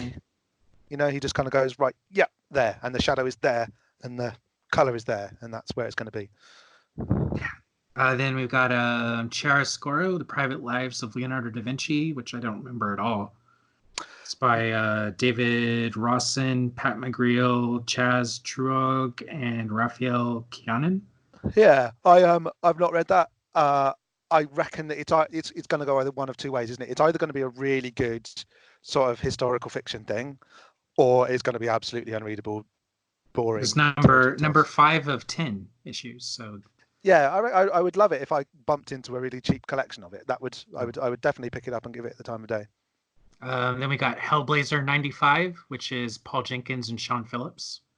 Right. It is what happens here. Awakening with amnesia on the shore of Loch Ness, a battered and bruised Constantine is drawn back to London. Meanwhile, the first of the fallen prepares for a homecoming of his own. Okay. There we go. That sounds like an episode of Constantine. Yeah. Then we've got this week John's going to London. Then we've got a Swamp Thing issue written by Mark Millar with Phil Hester drawing. And Kim, which one's that? Atmospheres begins as the powerful Swamp Thing faces a new enemy and an unexpected reunion. They really went all out in that description. Yeah, right. Thanks for keeping that one vague. It means nothing to me. That was at the time I quite liked that. And Miller's ticks hadn't become quite as just like revolting as they became. But yeah, glib and dumb. I don't know if you've read that run. I haven't. I think my favorite Millar thing is probably the Unfunnies, which I don't see a lot of people have really talked about ever. Oh, it's interesting you say that because people hate that comic, don't they? Yeah. And I remember reading it and having a genuine feeling of fear by the time it gets to the bit at the last issue and throughout, just repulsion, just of like this is obviously trying to make me feel sick and it's working really well. I think it's one of his stronger works, definitely. Yeah. Then we've got Animal Man 89. Surprised that was still going. Prosser, Harper, and Temujin are the people. Oh, I've definitely never read that. Yeah. Then we've got Egypt, number 4 of 7, which is a Peter Milligan, Phil Gascoigne thing. Yeah, that was good. Remember that well. Preacher number 8. Wow. Innocent Dylan. Wow. That takes me back. Preacher was definitely like a book that hit me like a sack of bricks when I was a kid in a religious part of the country. Oh God, I bet it did. Yeah, I bet it did exactly what you wanted to. That's great. Yeah. Which episode is it? Is it because episode 8 he's probably meeting his family? Those issues are really good, right? Yeah, part 1 of that arc. Oh yeah, that's great. Arc. Yeah. The fight that he has with Jesse. Do I mean Jesse? No, what's his name? The the kind of the bad brother figure with his ponytail. Jody, that's it. Yeah. The kind of the fist fight that they have in that final episode of that arc is banging, really good. I feel like that's the arc where the book really kind of takes off and becomes like as good as it is. Yeah, same. Yeah, that was the point. I can remember reading it quite clearly, actually. I wasn't buying it at the time, but Dan White was. The Beast Must Die from the Old Silence podcast, and I remember reading it on his kitchen table and being like, "This is great," and he was like, "I know, right? It's really good." But yeah, like it definitely. And I'd read the previous issues and been a bit like, I'm not too sure about this, this vampire and the bars and the guys and all the talking and stuff. But the action when Ennis kind of really started flexing his muscles on that, I was really like, oh yeah, I'm into this. Then we've got 3 books which they've highlighted for Vertigo next month. One is The Horrorist, which is Delano and David Lloyd. All right, that's really weird. I bought that in a shop for really cheap about a month ago. How was it? It was okay. It was like the art's really good. Kind of very moody and sort of charcoaly and kind of muted colors in that kind of slightly cold David Lloyd way. Really good. And the story, well, Delano just kind of he tends to try and do a bit too much in my view. And there's not really a terribly strong sort of direction to it, and it feels fairly of its time as well, insofar as you're like, yeah, I don't know if you should be talking about these kind of global issues in this fairly comic booky way, but it was really good, and and I got it home and started looking at it, and it was signed by Jamie Delano and David Lloyd, and I was like, oh crikey, I definitely didn't notice that, and I'm sure the man in the secondhand bookshop would have bunged the price up if he noticed it. But a really weird thing about that was, sorry for going on, really weird thing about that is that only once before in my life have I ever bought a comic which I got home, opened up and realized was signed by the creators, and that one was 30 years ago in Edinburgh, and that was a Night Raven comic written, drawn, and signed by Jamie Delano and David Lloyd. Huh. That's interesting. Well, yeah, I was probably like, this has only happened to me once before, and it was the same guys.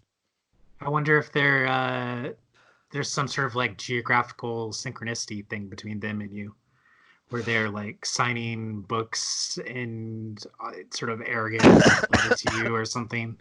Yeah, maybe. I mean, Dave Lloyd lives in Brighton, so he's off and about. You see him at comic related bits and bobs all the time. But yeah, I don't know. What I like about those issues of the Horrorist were that they had a feel that they could have been anywhere in their time before landing up in this secondhand shop. But, I didn't necessarily feel that the guy who bought them had lived next door or anything like that.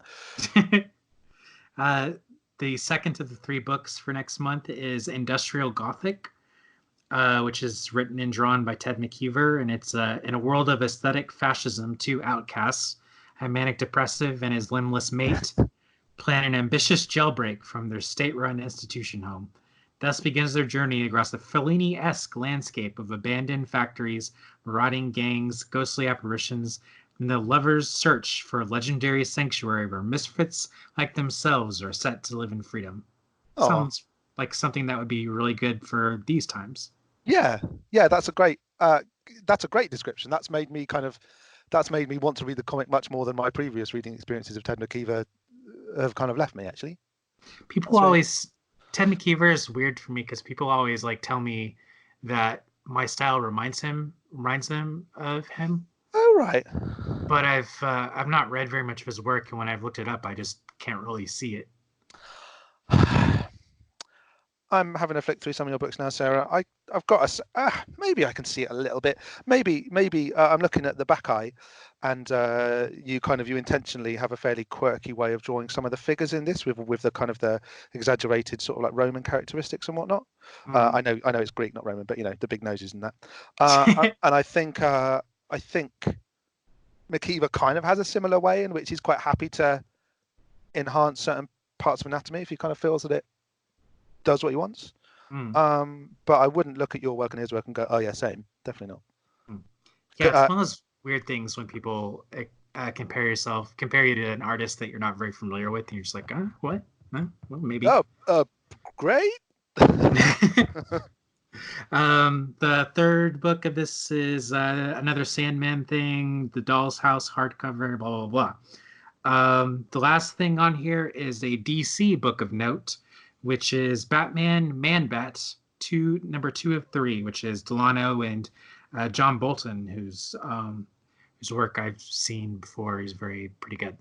Yeah, he was busy at the time. I haven't got that. I haven't read it, and I really hate myself for not having it and reading it. And I remember the last time I saw it for sale in a shop and not buying it for some reason. Probably it was just a bit. I don't like buying comics unless they're like a real bargain these days. If it's like £2, I'm well in there. If it's £2.50, I'm like, gotta balance that. And I really hate myself for not having bought it the last time I saw it, because I really want to read it, because it's just the most like Batman being written in Jamie Delano's really sort of purple prosy way, with John Bolton's gnarly, fully painted, luscious artwork. It just sounds too ridiculous to be true, right? Yeah, once we get done here, I'm definitely gonna Google it at least. Right. Yeah. Sure. Good idea. Yeah, and I like the way they've gone. Well, this is a Batman comic, but I think the Vertigo readers are gonna like it a bit better. And then the back cover is an advertisement for space above and beyond. Searching for life in outer space, we never imagined the consequences of finding it, which ties into how this whole thing's been beamed to us by UFOs or aliens. Yeah. It's like Stargate, but it's not a gate; it's a beam. Yeah. It's from the producers of the X-Files. I always like when stuff's from the producers of something, because then it's got really no connection at all to the quality of something. Yeah. It doesn't. Unless they've definitely got access to the same budget that they had with their better show. There's no telling. I've never seen that show. Have you? No, I'm sure it was canceled very quickly because it was Fox in the in the 90s. Fox was constantly like having shows on for like 5 or 6 episodes and then canceling them. Oh right, okay. Yeah, I think I did Wikipedia it back when I was making my notes for the issue, but and I think it may have gone to a dozen episodes or more, maybe even a second series, but it sounds so sort of generic that you kind of can't quite finish reading the Wikipedia entry almost. Although it is about basically tech enhanced humans versus aliens, or are they angels, and like a breed of like Morlock soldier Oh, genetically is it engineered things. is it kind of a Space Marine-ish thing? Oh, I think that there are Marines from space now. I don't know if it's attached to like Warhammer or whatever in any official way. I mean, in fact, I doubt it is, but it's definitely got that kind of space military vibe. Well, because I have like a weird fever dream of a show that I saw like an episode of back around that time, which I thought was made by actually Chris Anderson or whatever, the X-Files guy, but it was like a military, like space military-ish thing. Oh yeah, it was definitely that from the description that I read. Yeah. It's like Marines. Yeah. Yeah. Oh, yeah. That's it. That's your fever dream solved. Yeah, it's very, very weird and very like intense. Like, because I saw it, like, I don't know if I saw the first episode or like a middle episode, or just like turned onto it, and it's a very intense like battle with like aliens that you don't see, and there's like mist and bullets flying everywhere. It's very strange. Oh, it sounds cool. Yeah. It's weird, isn't it, that because we're sort of so overwhelmed with like quality TV, and I'm using swish air quotes for the quality bit, that you're much less likely to just stumble upon something that is a bit crap but has something to it, that just has a kind of a random moment of interest that you are just not gonna find.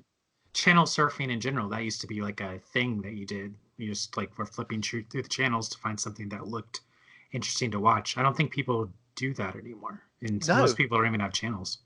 No, it's impossible because you can't. Because every time you put on a show, you're putting it on from the start, pretty much. You never jump out of a show halfway through and jump into another one that's also halfway through.